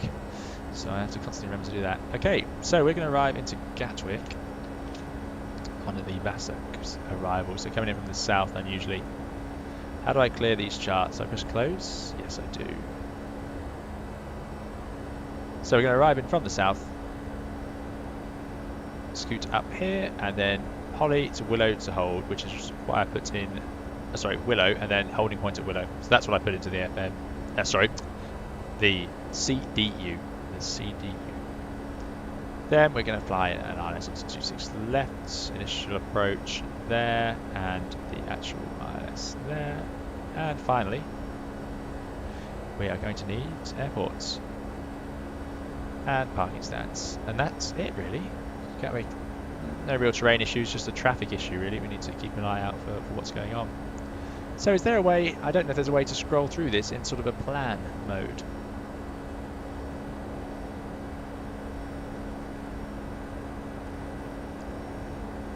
Window seat says mostly Far East Airlines and Indigo Airlines, all economy. Yeah, all economy.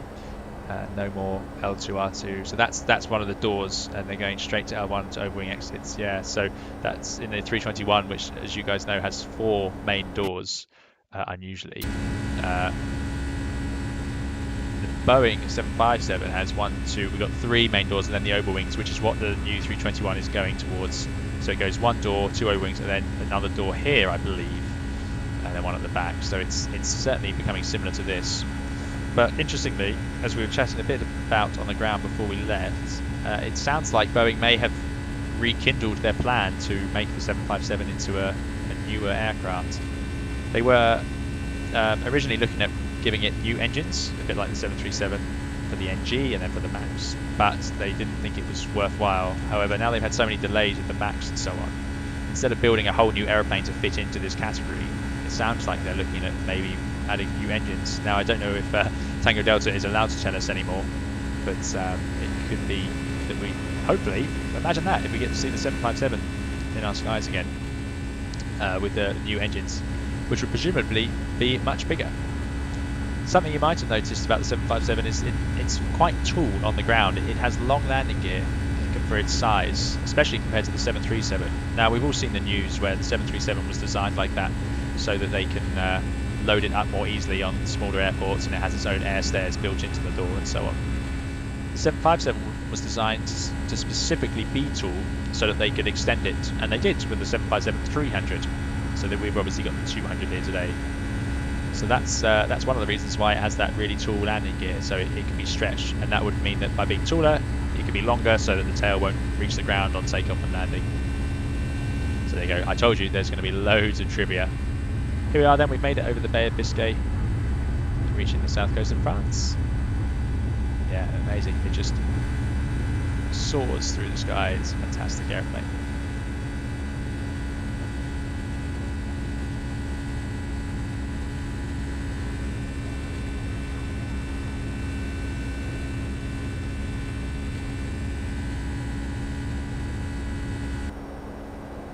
So where is... Oh, I see. That's what Carlo was talking about, the forward button on the cool panel. Okay, let's have a look. Where is it? Oh, there's a logo light. We didn't turn the logo light on. Oh, well, we'll have that on hopefully when we descend. Where is the... Oh, it's up here. Here we go. Leadership cabin cool. I have nothing to say, sir. Still here, Captain. Yes, sir. Still here, Captain. Yes, sir. No, no one in the middle. No one in the back. Yes, Captain. That's great. That's really good. I like these add-ons with these little details. I mean, there's probably more PAs we can play as well. Oh wow, look, they've got emergency technical difficulties. Fantastic. Entertainment. Drinks and light meal. Ladies and gentlemen, the captain has turned off the fastest I will leave that playing, why not? and you may now move So let's zoom in a bit on that scale. Nope, not that one. Ah, maybe this is our plan mode. Go over here, look down. Plan, there it is. Look at that. So again, it's amazing how many things are so similar, and how compared to the 7.3, I just find this plane so simple to jump in, really. Now I do find this a little bit trickier. Route. Next page. So how do I... Yeah, so having said that... Oh, there we go, legs. And it goes all the way through, and we can see our route all the way through to Gatwick. Brilliant. So there's our hold at Willow, and then our Mayfield. Yeah, it's great. Really good. So we've done that. Something else I needed to do in here before we get there, I think, was along the lines of... No, was it in a knit rep? Here we go. What flap? So what flap do people normally land the 757 at? I'm assuming we don't... Yeah, it gives us the option. We've got 20, 25 or 30. Seems silly to go for 30 in Gatwick. So should we go for 25? We're quite heavy. Oh no, that's not how you do it. 25. In it goes. And look at that, it even gives us the numbers. And the ILS for 26 left. 1109. And now, this is what I forgot to do before. 1109. Course 258. Look at that, it just tells us everything. You'd almost think it could do it itself. Which is obviously the next step is what Airbuses do. But yeah, it took me ages to find that. Maybe I've tuned it too early. I don't know if you'd have that sitting there for the whole flight. Right, let's go back to map. So that's that. It doesn't have ground speed mini or anything clever like that, so we don't need to worry too much. But I can see why people coming from the 737. It's a common question on my channel is about that. You know, perf data and setting up data for the arrival in the Airbus, and why won't it do this and that. And it seems like the Boeings don't seem to need so much information. You set your VAP, you choose your V approach, and off you go. We've already told it the landing altitude in there. It doesn't seem to need our QNH, whereas the Airbus needs the QNH. It wants the temperature, it calculates things using that. I'm not sure if real flight crew would do this. Does the CDU tell them the numbers, or do they have to calculate it themselves separately? Because a lot of airliners, previous airliners I've flown, you had to actually calculate these speeds, and then you'd write them out somewhere and have them ready to go. Whereas obviously in the Airbus it does it for us, but we have to give it that information. It seems strange to me that it could calculate this without knowing a few other details. But I suppose it wouldn't need the temperature of the QNH to calculate the speed. I don't know, it's interesting.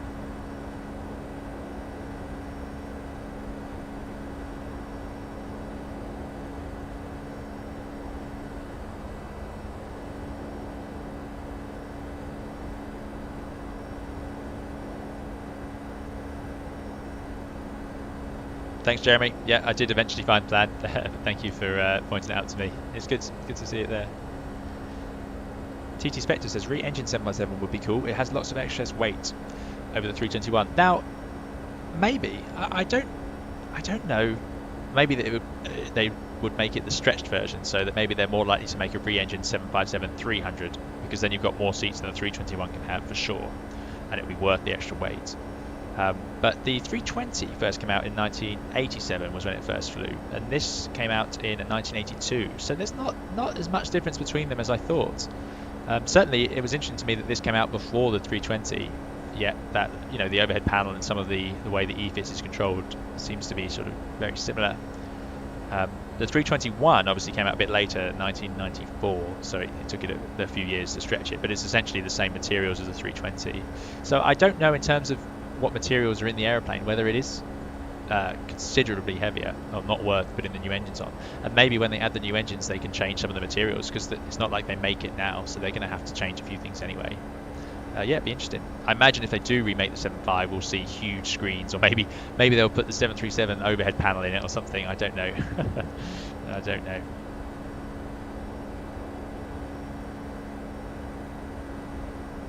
Swap PS wants me to continuously cool the forward cabin. Okay, let's see what this is. Captain, I'm getting tired of this. Oh wow.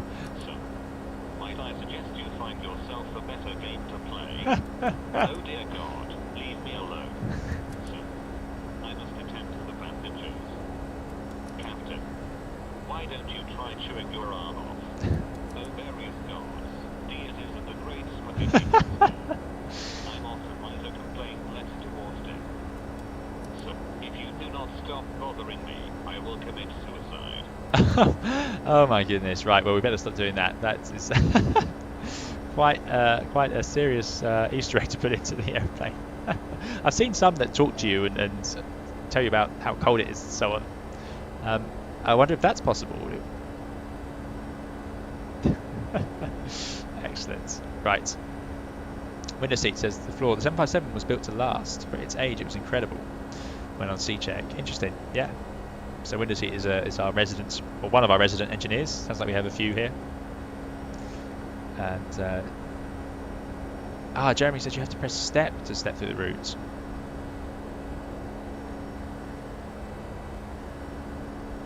So I was doing next page, and I'm missing step.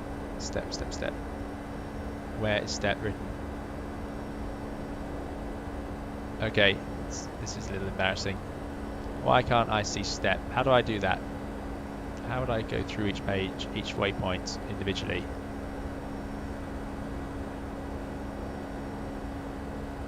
Next, direct, next, init, route.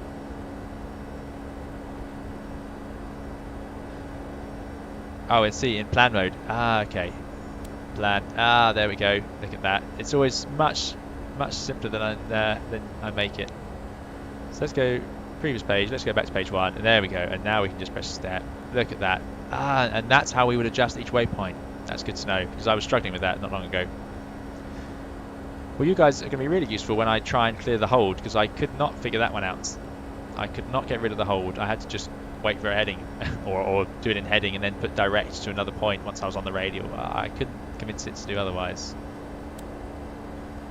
And it comes up with the execute light. So if I put in a direct, it says exec and it lights up. How do I cancel that and stop it?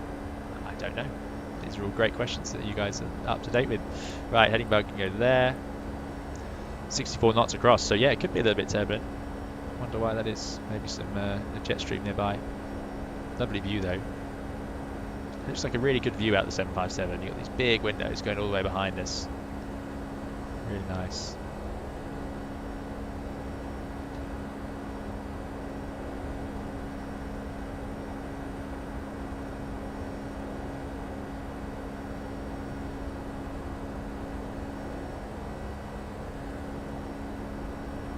Window seat says, oh no, we've already done that one, sorry.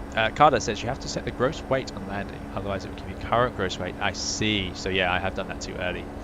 So init ref, gross weight's 86.1. Okay, right, and if I look at how much fuel am I going to arrive with, is it possible to see that? I feel like it is. Route data, there we go. So at the moment we're going to arrive into Gatwick with 6.2 tons of fuel. Sounds like quite a lot, but then we did see that those numbers are a little bit higher than I was expecting. 6.2 tons. So we're going to lose, how much have we got now? We've got 7.5, so we're going to lose, is that all? Is that right? Have I got that right? We're going to lose 6.2 to 7.5. So we're going to lose 1.3 tons. Is that all we're going to burn for the rest of this flight? Are we near our descent point? It's amazing how your situational awareness is reduced with these screens. Yeah, we are near our descent point. Not far at all. 80 miles away. Okay, so we're going to lose another ton. So let's go to that. So 86.1. So we're going to be 85. Oh. Oh no, it won't work. There we go. And it's lost us a knot. There we go. Thanks for that. Good to know. Program page. Progress page. Here we go. This gives us more information. Oh, look at that. 6.2 tons. There it is. That would have been easier. Econ speed. It's got 80 miles to top of descent. There's the VORs. It's got tuned, Ren, and Deauville. Very good. See, it has all the features, I just need to look harder for them. I really like this add-on. I'm really impressed. As I said, I only picked it up because I couldn't resist it in the sale, but it's a really, really nice. Some of the details in it, in particular the way these numbers wobble when you set them, I think that's really great. Or Apple in their recent presentation called it jiggle mode, didn't they? So maybe it's a bit similar to that. Aerial F, no problem at all. I don't know if I count this as prime content. That's very kind of you. It's me struggling through and being corrected by people who know more than me. But it's great to see the 757. I really like it. Let's set some auto brake. Let's go. I was thinking 2, but it just looked like it was in the middle. It looks like we can go all the way to max even on landing, but I don't know. That's presumably less than an RTO setting. But there we go, 2. Mercury 11, the toolbar across the top. If you're talking about my little overlay, the pink line with the data, that's I use Fly Live Studio, but there's a few out there. I think Avioman I chatted with yesterday, he's using different ones. Sim Toolkit Pro, I think, for that one. It took me ages to get that set up, so yeah, it's I'm not sure if there's easier ways of doing it than I did it. Probably there are.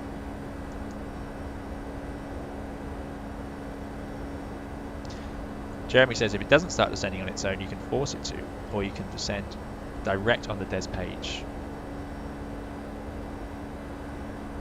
DES, here we go. DES now, look at that. So does that mean we can leave it in VNAV? I suppose it does. And it even tells me at TEL2 it wants to be that's at TEL2 it's probably gonna, is that when it's gonna reduce to 250? Is that the idea? Or stop descent, offset DES? Yeah, brilliant. I mean, this must have seemed, considering what we had before with the INS system sitting down here, and you could just about get tracked to the next waypoint and so on. This must have seemed such a leap in technology. So it's an amazing jump.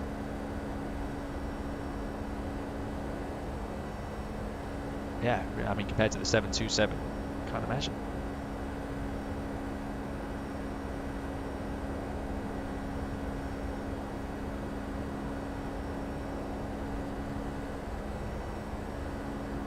Carter Joel says you can set the QNH window in the descent page.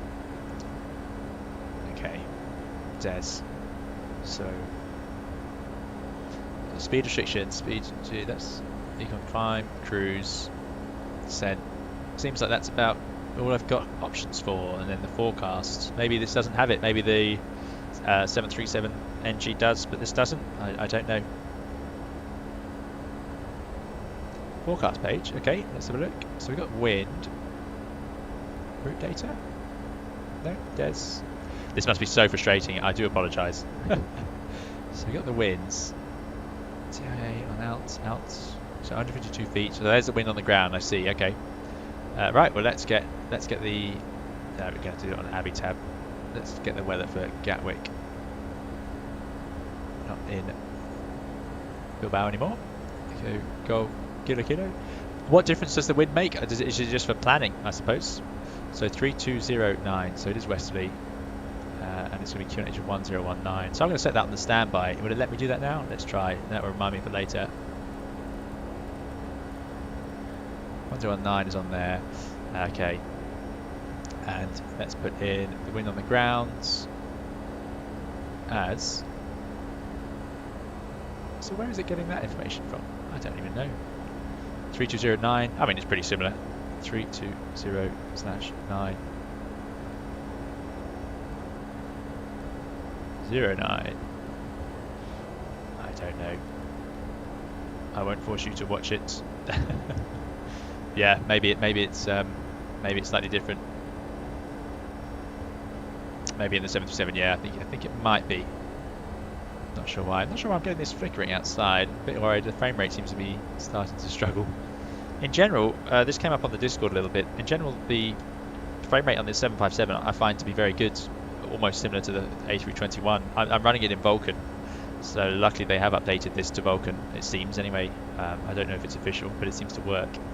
And yeah, it's been really, really good. So I'm always worried about frame rate, and I don't have the flight factor 320, but this one 757 seems to have no problem, which is yeah, a nice change to be able to get a complicated add-on that works for me. I do like that.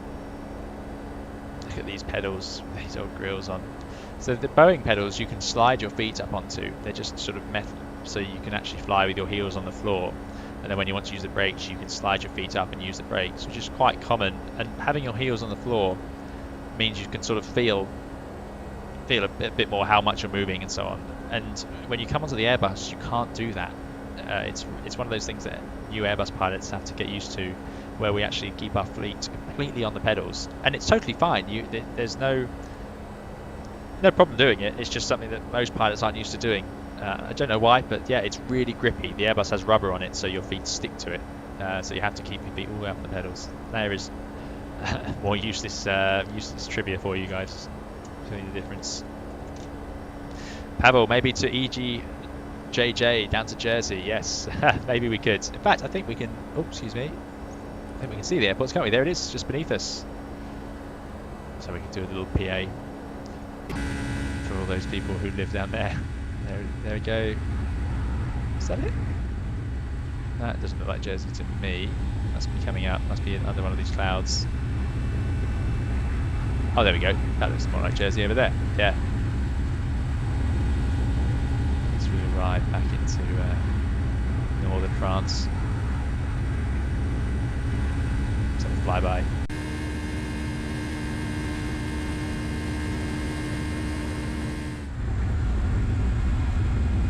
Now here comes one of my only complaints about this add-on, and it may be my settings. The sound effects on the outside are nowhere near as good as they are inside, so I think it sounds great inside and the roar of the engine. You've got the passengers talking in the cabin, that's all great fun. But outside, it doesn't seem to sound, it just sounds like the same noise. Whereas the Toliss, both versions of the Toliss, the FT Plus and the default Toliss, seem to have a better sort of difference between the two. Forecast is the better plan than descent, says Robert. Thank you, Robert. So usually you put cruise, flight level 200 and 100. There you go. So it's just for that calculation. Interesting. Yeah, very good. Where are we coming then? Descent's coming up. Not far now. I'm assuming there's nearly always some sort of London controller on. Yeah, so we may get contacted by London on the way in, which will really help me out. Is there Gatwick? Looks like there's a Gatwick ground and a tower. So yeah, we'll probably get some air traffic. Oh yeah, right, we need to put the DH in, don't we? And this is something quite neat about the way the Boeing has it set up. So there's the initial approach. Course is 258. I'll just check I've got it right. And 1109. It is a co-located DME. It's a normal 3-degree ILS, which we can see if we go to the final approach. So this is all as expected. Missed approach, climbs at 3,000 feet. Straight ahead, after 2,000 feet or 1D, inbound, then turn left, heading 178. I go to legs. Just seems to go onto vectors, so we may have to do that ourselves. So get to our 1D, and then we'll make that left turn 178 after 2,000 feet. But minima 396. So I spent ages trying to work it out, but as far as I can tell, and do correct me if I'm wrong, we just leave it as it is, or we need it to be 200 in here because I'm looking for the DH 200. So there it is, 200, and that appears down here. In the Airbus, we differentiate. We'll put DH for Cat 2 and Cat 3 stuff, and we'll put MDA or an altitude. So that'll be 396 for the normal Cat 1 stuff. But yeah. There we go, London Centre is on, says Jeremy. So that's good, so we'll get some control for the later part of the flight.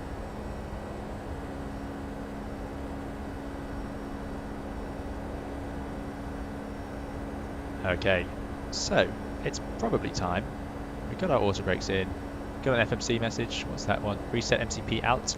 Yes, it's not an FCU, it's a mode control panel. That is one difference I do know. Yeah, well, we'll do that in a second. It seems to want to tell us to get going. So we've got no controller.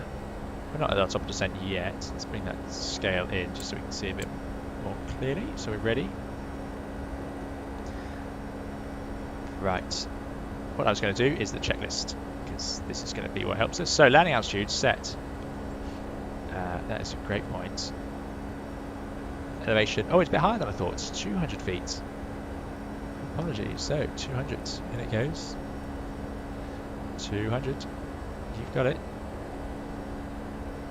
ECAS messages, recall. I think that's that. Nothing there. Arrival, installed in FMS. Yeah, we've got the arrival. We tuned the RLS. Landing flaps are in the FMS. Yeah, we told it that. VREF. Yeah, we told it that. DH. So it is always a DH, it looks like. We set that. And auto brake set to 2. Look at that. We already did it. Isn't that good? And that's for the approach. So we'll do that a little bit later. Sounds like we're being contacted by London, which we are. 129420. Oh, it's slowing down. So that's clever. So it's automatically slowing us down, ready for the descent, is it? 12942. 12942.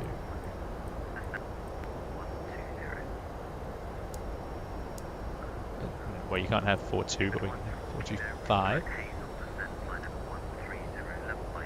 Oh, it's very quiet. Excuse me while I just turn up the volume of the controller.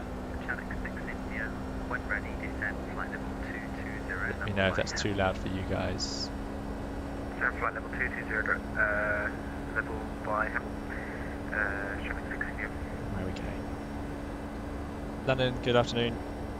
Britannia 225, flight level 360 to Rev 2. Britannia 225, London Control, hello, Fast 61 Golf arrival, route direct Holly. Fast 61 Golf, direct to Holly, Britannia 225. Easy 14 Quebec Zulu, Okay. contact Brussels Control 13. So that is going to test me, but there we go. That's the arrival we had, the Fast 61 Golf. There's only one of those, I think. Direct Holly. Now I have done this before. There we go. Direct. There it is. We get that line, and we're going to go execute. But here's my question. Erase. There we go. So we can erase that one. Okay. Seems pretty obvious now. I'm sure there was something I did. I couldn't get that to work. Okay. That's going to save us a bit of time. Straight into Holly. Excellent. Britannia 225, when ready, descend flight level 130. We're ready to descend flight level 130, Britannia 225. Okay. 601, contact Brussels Control. We can do that as well. 131, bye-bye. Would it just start? Oh, it does. 31.1, Legend 601, bye-bye. Now that's interesting. The Airbus wouldn't do that. I can see now I can see why I get these questions, because I'm assuming a lot of people fly the Zibo 737 before they purchase an Airbus add-on, which I totally understand, absolutely. And Ryanair 112. now I'm starting to see why they ask the questions they ask, because yeah, the Airbus wouldn't start down. You'd have to actually give it a mode, and you can just push it in and tell it Des, as we all know. But I can see why that's you'd expect it to just start down. Anyway, 130 is in. It's still a flight level, and we're high. It's probably going to say drag required, which it does, just like the Airbus would. So, speed brakes. Now here's an interesting thing. The Boeing 757 was one of the first airliners that uses fly-by-wire. So it has fly-by-wire speed brakes, which saves the weight and the controls. Otherwise you'd have to have individual cables and so on for each of the speed brakes. But it uses fly-by-wire speed brakes. So there you go, something else it's got in common with the 321. There's 05 joins with the complaints about the cockpit colour. Yes, well, we have discussed that, and you'll be glad to hear, Liz, that the general consensus was the brown was not as popular, even from a Boeing engineer. They like the newer 787. Okay, right. Well, we'll put the speed brake away. So it looks to me like we're high on the profile by 5,200 feet. So I'm a little confused as to why the aircraft is powering up. Now it's reducing that. It said drag required. Let's help it out. I'm not sure. Maybe it has a maximum rate of descent it wants. It's doing it again. I don't understand. Why is it increasing? Let's put those away. I'm not sure what I'm doing wrong there. It seems to be high, but it wants to increase the engines whenever I use the speed brakes. We're doing 2,500 feet. We're doing a good rate of descent, I must say, so maybe that's not such an issue.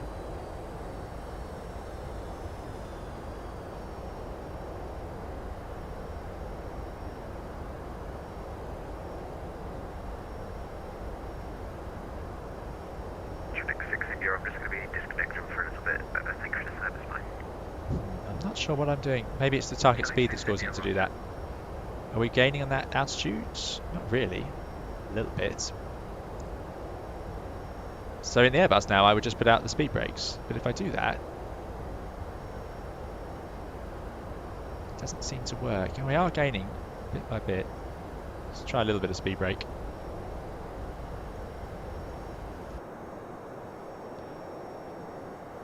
These are little bits sticking out of the wing here. These are vortex generators.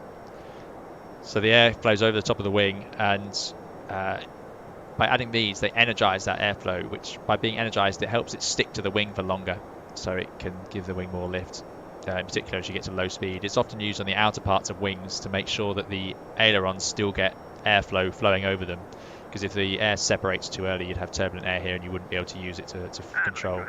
So you do see it quite often. I think the 737 has it. The Airbus doesn't. I've not seen an Airbus that needs it. There we go, it's doing the same thing. Yeah.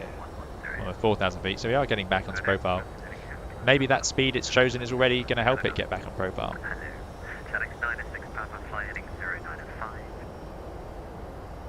Heading 095, Chanex 996. Oh, I see. So it wants to fly that speed to regain the profile, does it? And I'm just using the speed brake to keep it roughly close to that speed. Is that the idea? Yeah, that is quite different. And we've got all these different modes. We've got flight channel, or flitch as I think people call it. Another one that I'm not entirely familiar with. As well as heading hold as opposed to heading select. No such thing in the Airbus of just holding a heading. You have to always just tell it what you want. There's that round. Zoom in. Roger. Switch to Unicom. Well, we're coming in nice and fast, 300 knot percent. Lovely day for our passengers to enjoy the arrival. 270 pound climbing to level 180. 247, hello, Roger.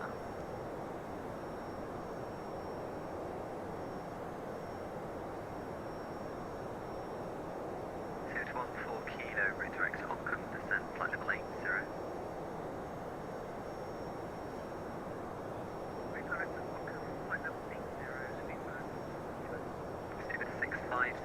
There we go. Robert comes in with the answer. Flitch is flight level change, same as open climb descent. So there you go. That's why I had a feeling it was something like that. So if we use that, and then I could wind up the speed. And there we go. There's idle commanded. Now it's saying drag required again. Okay, so we'll give it drag. That's what I did earlier. It didn't like it. How strange. So maybe Boeing pilots would now go to flitch and just increase the speeds, because that's pretty much what I would do in the Airbus usually.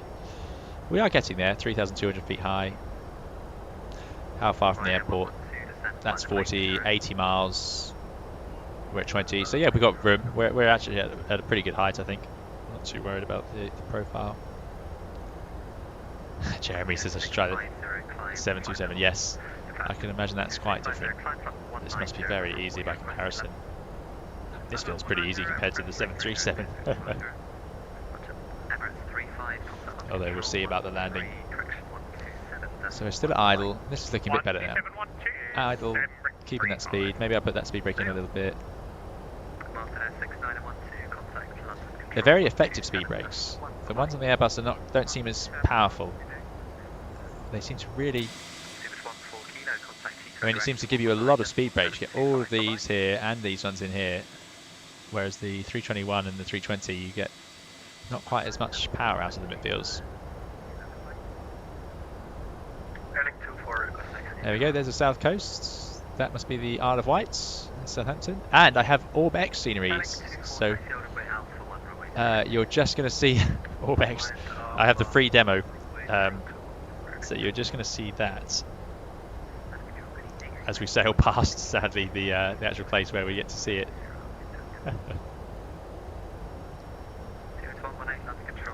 So let's get some lighting. We've got panel lights on. Some of these, glare shield, just in case we need it. And let's have logo lights on. How high are we now? Don't need to give 10 minutes just yet, I don't think.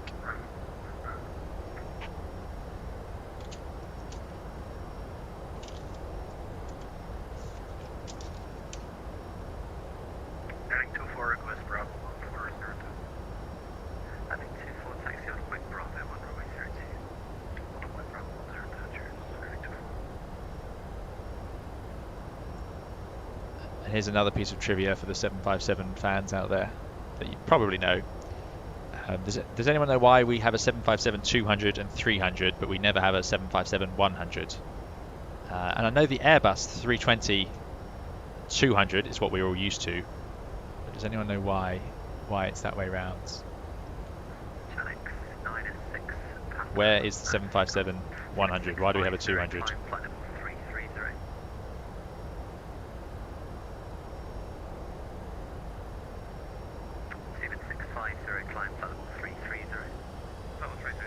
Okay, speed brakes in.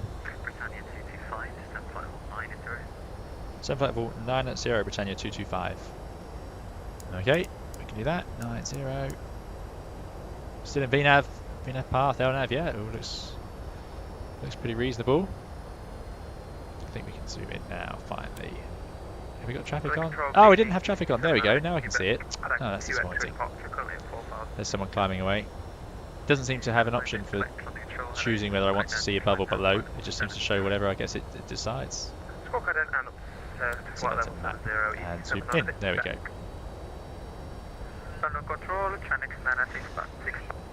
There you go. I knew you guys. I knew I didn't need to tell you guys this stuff. Yeah, the 100, 757-100, they dropped. It didn't get enough interest. It was too small, and that's become a theme. The A318. You know, you don't see many of those because why would you want a smaller airplane with less seats? I know they're a bit lighter, but it seems obvious now that the airlines would want more seats. But I suppose once upon a time, it wasn't always about seat numbers. You couldn't fill an airplane as much, and it was more about just trying to get as much efficiency for the number of passengers you would have. But now we're in this sort of age where we just have as many seats as we can.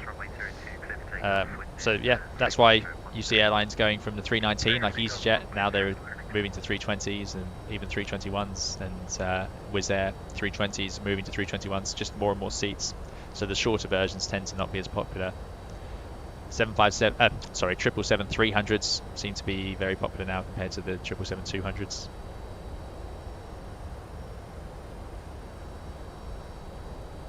There was an Airbus A320-100, but you don't ever see it. It didn't even have those little wingtip fences they're called. There's little tiny winglets on the end of the wing.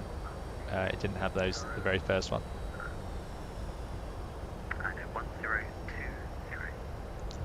Minty Aviation. Yes, I do apologise. This is our attempt to prove or our attempt to have a go at being a 757 driver for the day. Okay, well, we were doing okay, I felt, but it seems to be confusing me a bit more in the descent.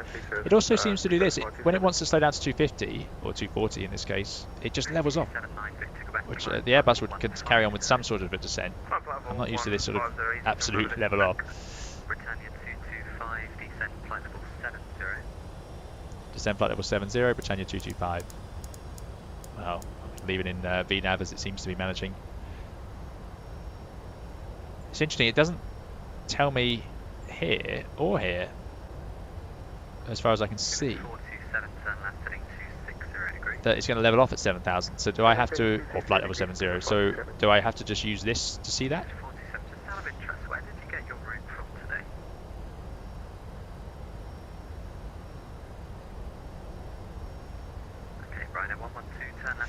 Something interesting, I like this old school. This is a slip indicator to tell us when we've got asymmetric. So if we put rudder on, we'd see this move, or if an engine fails. The Airbus has added it underneath this triangle, which is really neat design, really clever. But yeah, this is the more old school way of doing that.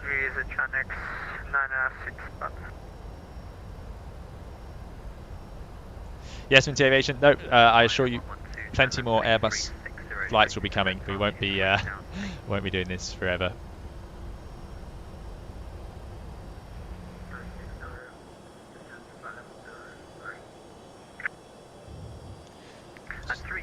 Just checking the speed brakes. If I do that, does it tell me anywhere in the flight deck that speed brakes are extended, or does it? Doesn't seem to. The Airbus would give you a little notification. Is this ortho? Sorry, not ortho. Orb. I don't think it is. I think we're back to default. I think. Ah, nice scenery. Ended just there probably.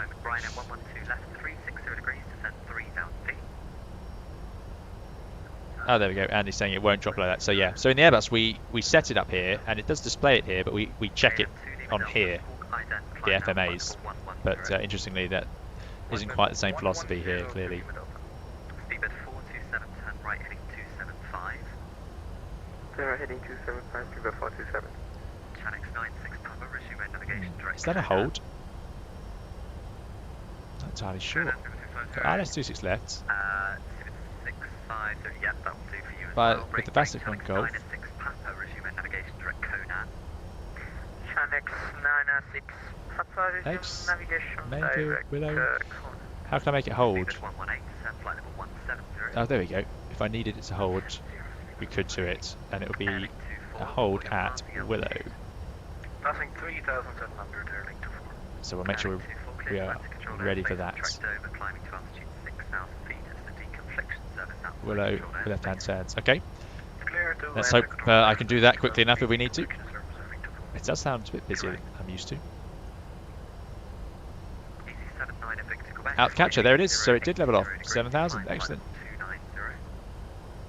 Oh, sorry, flight level 70. And must remember QNH, which we've got ready. 1019. Speedbird 427, descend flight level 80. Descend flight level 80, Speedbird 427. Britannia 225, turn left heading 030 degrees, landing 26 left. Left heading 030 degrees, Britannia 225, 26 left. Turning. Channel 9. Okay, heading 030, and then I think I'm going to go select, heading select, there it goes. Channel 96 Papa, passing message. Oh dear. Right, the other thing I don't know how to do, I can see the go around in there. I don't know how to make it extend the centre line or sequence. That's a mystery to me as well.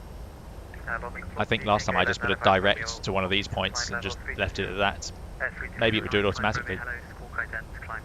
So it reckons we're getting a little bit high. Flight level 70, okay, land manager. Easy 59 Papa, London, good evening, sir. Passing flight level 300, climbing 330. There's some traffic beneath us. 7 center, Speedbird 460.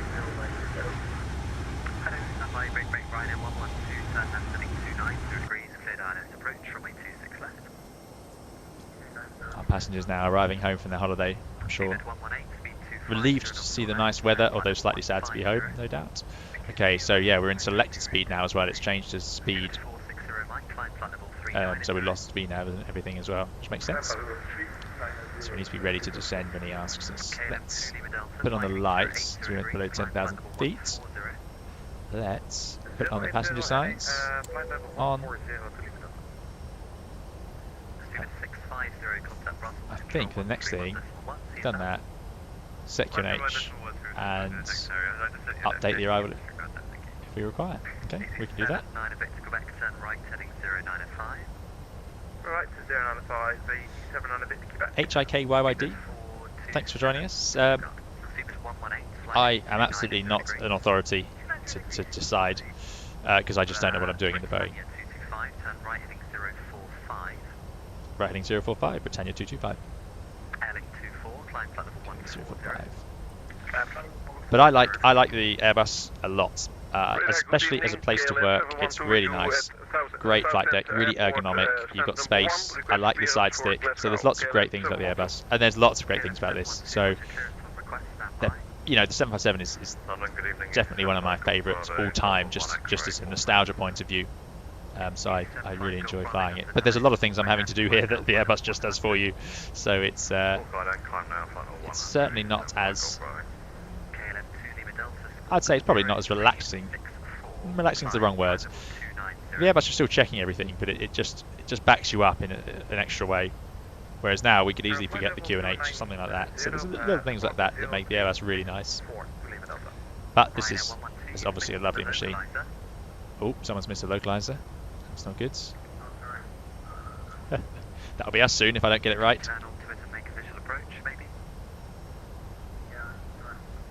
Thank you, Pavel. 1020. Send 3,000 feet, QNH 1020, Britannia 225. Right. 3,000 feet. Right, how do we do that? Should we do Flitch? Why not? QNH 1020.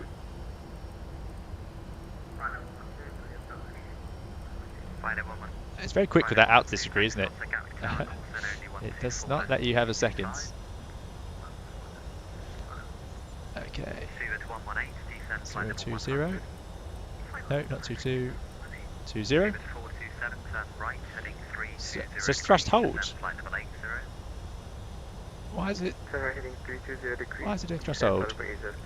Let's do 250 knots. Left heading 010 degrees, Britannia 225. So this thrust hold mode is very unusual to me. It's not something you get in the Airbus, but the Boeing seems to have it. It seems to have come up with its own ideas about how it wants to get down.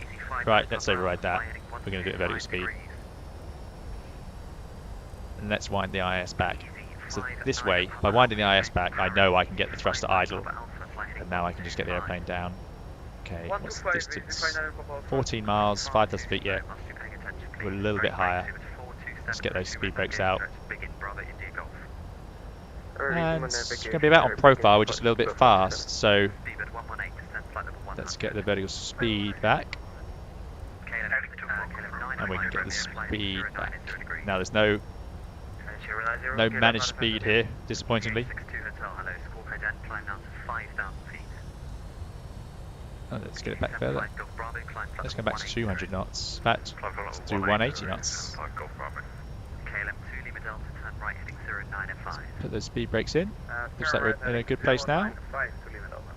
So as we get to that green F, my understanding is I can put the flaps out, and the first speed limit's at 240, so we can put out flaps to 1. Oh well, he's taking us a bit further out than I thought, so let's reduce that. 200, there we go. We've got our ILS displaying, it is identified as well.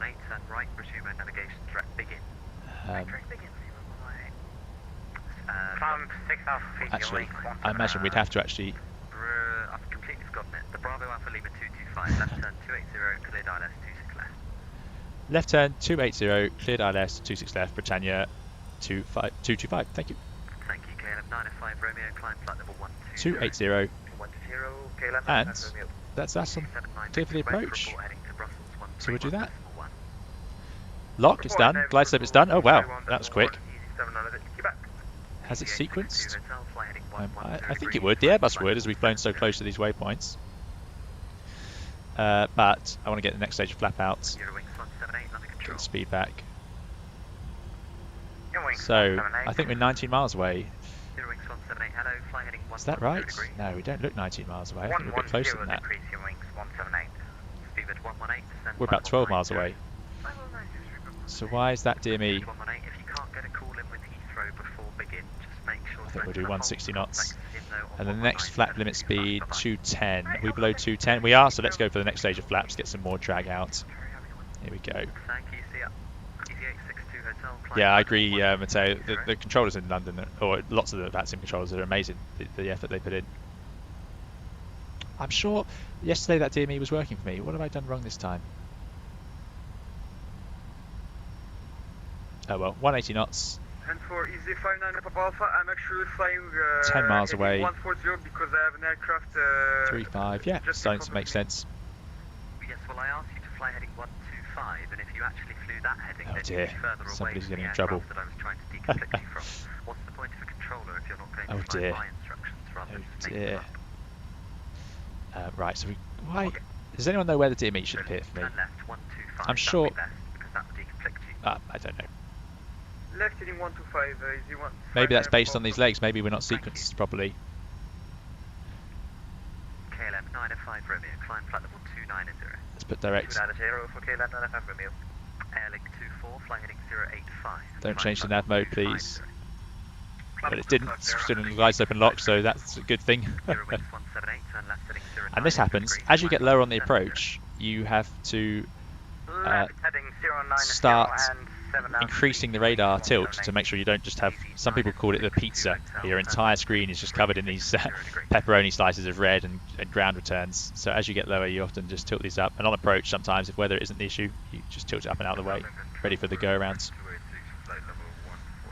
Okay, radio altimeter, there it is, 2,500 feet. We're doing 160 knots. I think we're in a good place. Visual with the runway.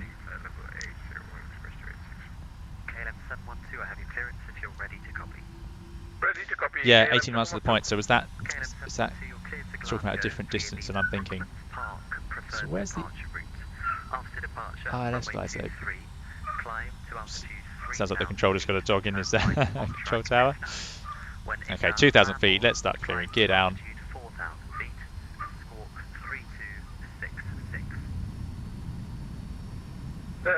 4 miles is going to be around about 1,400 feet, something like that. He didn't say 160 to 4 though, so I'm just going to start configuring. Next stage of flat, that's flaps 20. Let's set the app, which is going to be speed of 129. Seems quite low, but there we go. Britannia 225 tower 124225, bye. 124225, Britannia 225, goodbye. Eurowings 178, climb flat. Oh, I've changed the live frequency. Let's just check we got this right. So speed's set right. We've got landing flap of flaps to 25. I'm going to arm the speed brakes. There we go. We've got the brakes in. Looks like we're pretty much ready. 9314, contact London Control 129.425. Safe flight, good evening. As I check, this is definitely tower. 425 right now. Tower, good afternoon. Britannia 225, ILS runway 26 left. Britannia 225, Gatwick Tower, hello, runway 26 left, cleared to land, wind 300 degrees, 9 knots. Cleared to land 26 left, Britannia 225, thank you. Okay, so we're going to land, we're going to vacate to the right. It's a flap 25 landing. I don't know what the differences are. And let me just refresh my memory. I need to work out which buttons I'm going to press to get the reversers to work. So, okay. So, differences now. I take off the autopilot, but this is a Boeing, so the autopilot's now off, and then I need to take out the auto thrust as well. Otherwise, it won't work when we land, is my understanding. So let's give that a go. That's too much thrust. And as soon as we do that, we destabilize, obviously, because the thrust pitches the nose up. So we're clear to land. Get ourselves over there. That's not a great place for the PFD, but it will do for now. Thrust is sitting at 54.5, seems reasonable. Okay. I won't fiddle with the trim because I know it was in trim when it was working earlier, so if I just take off a bit of thrust, the nose will come down and hopefully regain profile, and then I can just add the thrust back on. Minimums. Yeah, we are visual. As I check, the gear is definitely down, yeah. Okay, so don't expect anything good of this, guys, that's my excuse, because I have no idea what I'm doing. I'm assuming the nose will drop when I remove the thrust as well. 40, 30, 20. Okay, thrust to idle, hold it here, hold it here, there we go. Then I'm going to press options for reversers, that's how I've got it set up anyway. And it's slowing down. Oh, you can hear the passengers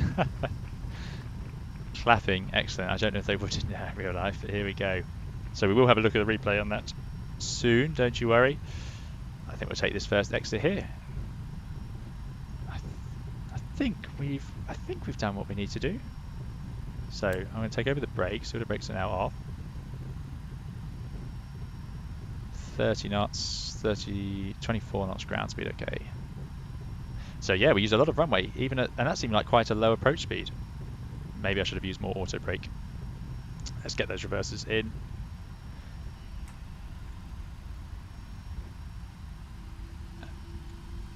Excellent. Britannia 225, welcome to Gatwick, vacate second right onto Juliet, taxi, hold short to uniform. Second right Juliet, taxi to hold short uniform, Britannia 225, thank you. Holding short uniform is the plan. There you go, I think that was... Britannia 225, contact now Gatwick ground 121.8, good evening. 121.8, Britannia 225, good night, thanks. Okay, 1218. He said second right, so we're going to keep moving here. And... 121.8. I'm sure you wouldn't normally change the active frequency. Ground Britannia 225, vacating second right on to hold short uniform.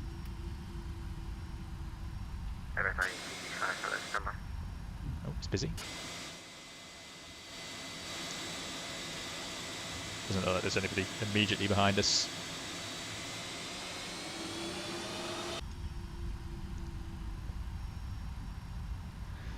Right, so I think if I press... let's get rid of it. 25 taxis down 134 via Juliet, Romeo and Kilo. Juliet, Romeo, Kilo to stand 134, Britannia 225. Thank you, good night. Okay, right, yes, the auto brakes, well, we got rid of those, didn't we? So I guess that goes to off. We'll run the checklist when we're heading the other way.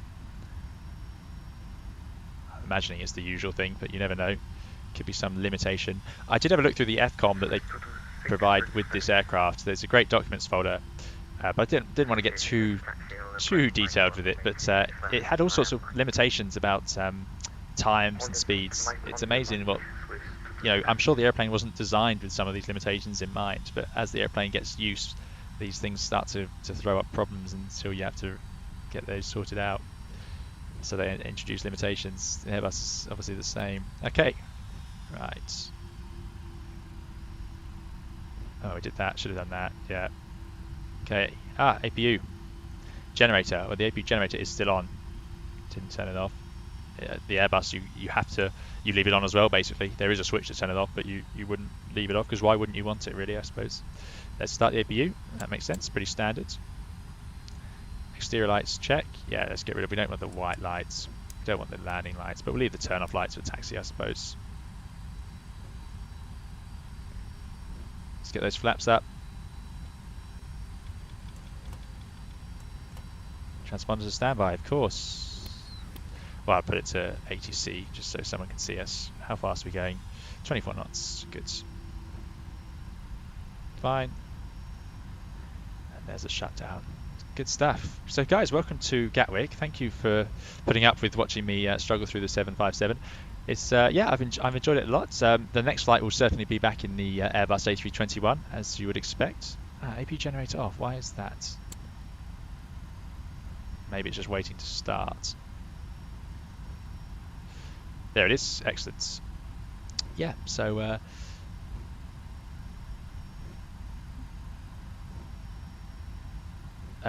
HIKYYD says the CPU and GPU aren't mobile, they're real. CPU maybe not, sure. GPU, I'm sure it's the real one. If it's mobile, it'll be 1060M. No, it is mobile. I promise you, it's mobile. They got rid of the M for the graphics cards. It's my understanding. So it's supposed to be. It's the first generation where they are almost as powerful as the desktop, but it isn't quite. I think is the idea, but it is very powerful. So it is very similar to the desktop one, which is how I'm getting away with doing this on a laptop, just about with certain add-ons anyway. Let's make sure we get the right place. So he wants us to go Juliet, which we're on. Romeo, which is coming up. Kilo, so going to the West Park. Stand 135. Oh, he's parking us out here on the remote. Sorry, 134, so 3 in. Okay, we can do that.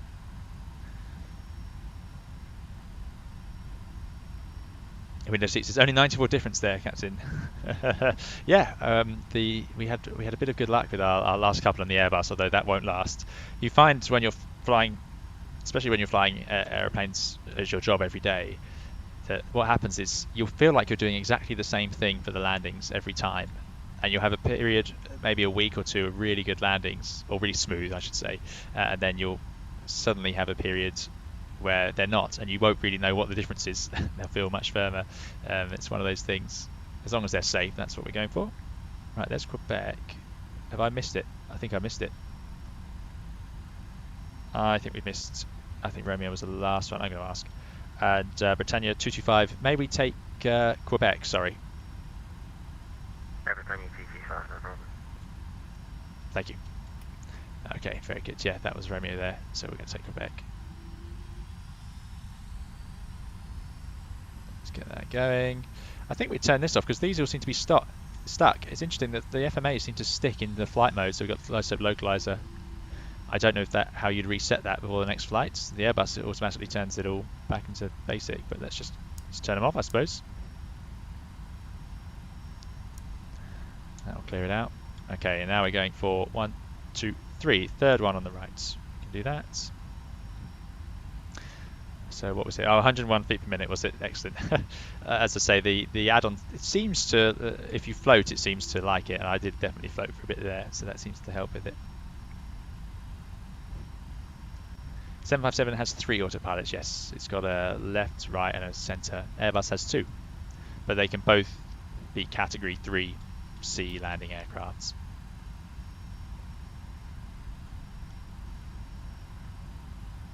Oh, a bit fast here.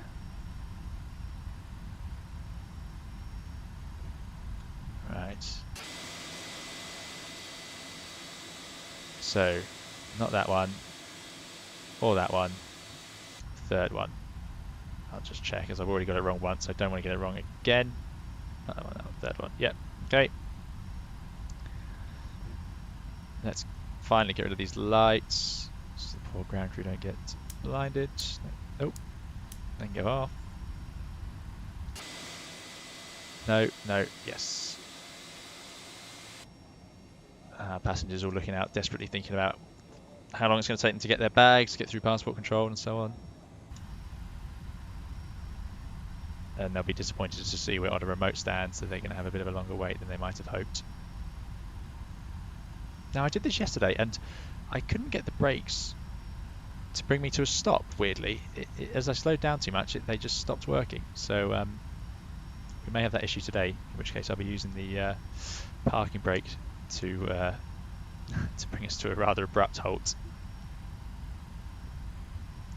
No ground crew waiting for us, sadly. Ah, yes, I should have armed the other autopilots, Jeremy. Yeah, great point. Yeah, I would have done that in the Airbus. I don't know why I didn't do it. Because then we could have had the Land 3. Yeah, that would make sense. Okay, is that the centre line? Feels like roughly. Yes, that was lucky. Right, let's bring ourselves.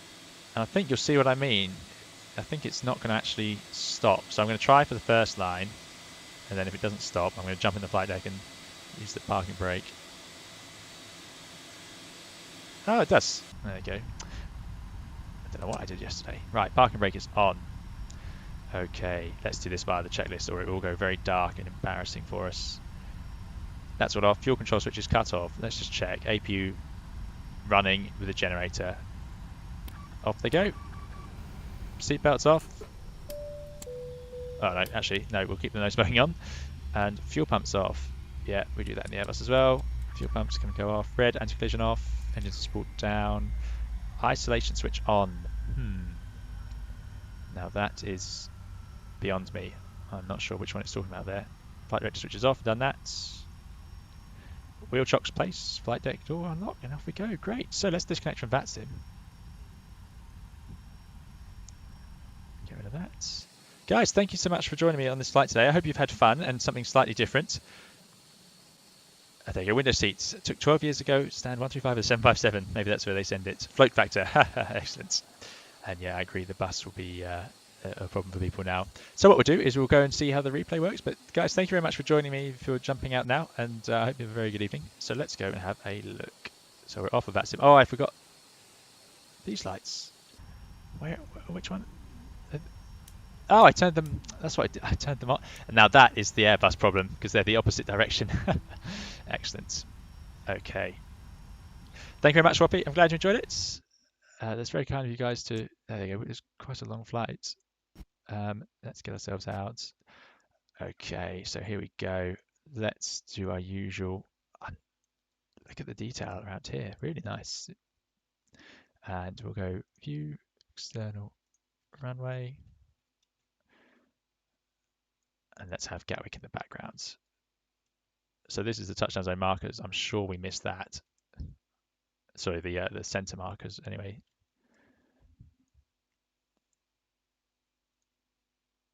Okay, guys. Yeah, so here you go. The sound on this airplane just seems to not be quite as accurate outside. There's those vortices I was talking about, which are famously bad on the 757, supposedly, allegedly. So it's good to see them replicated.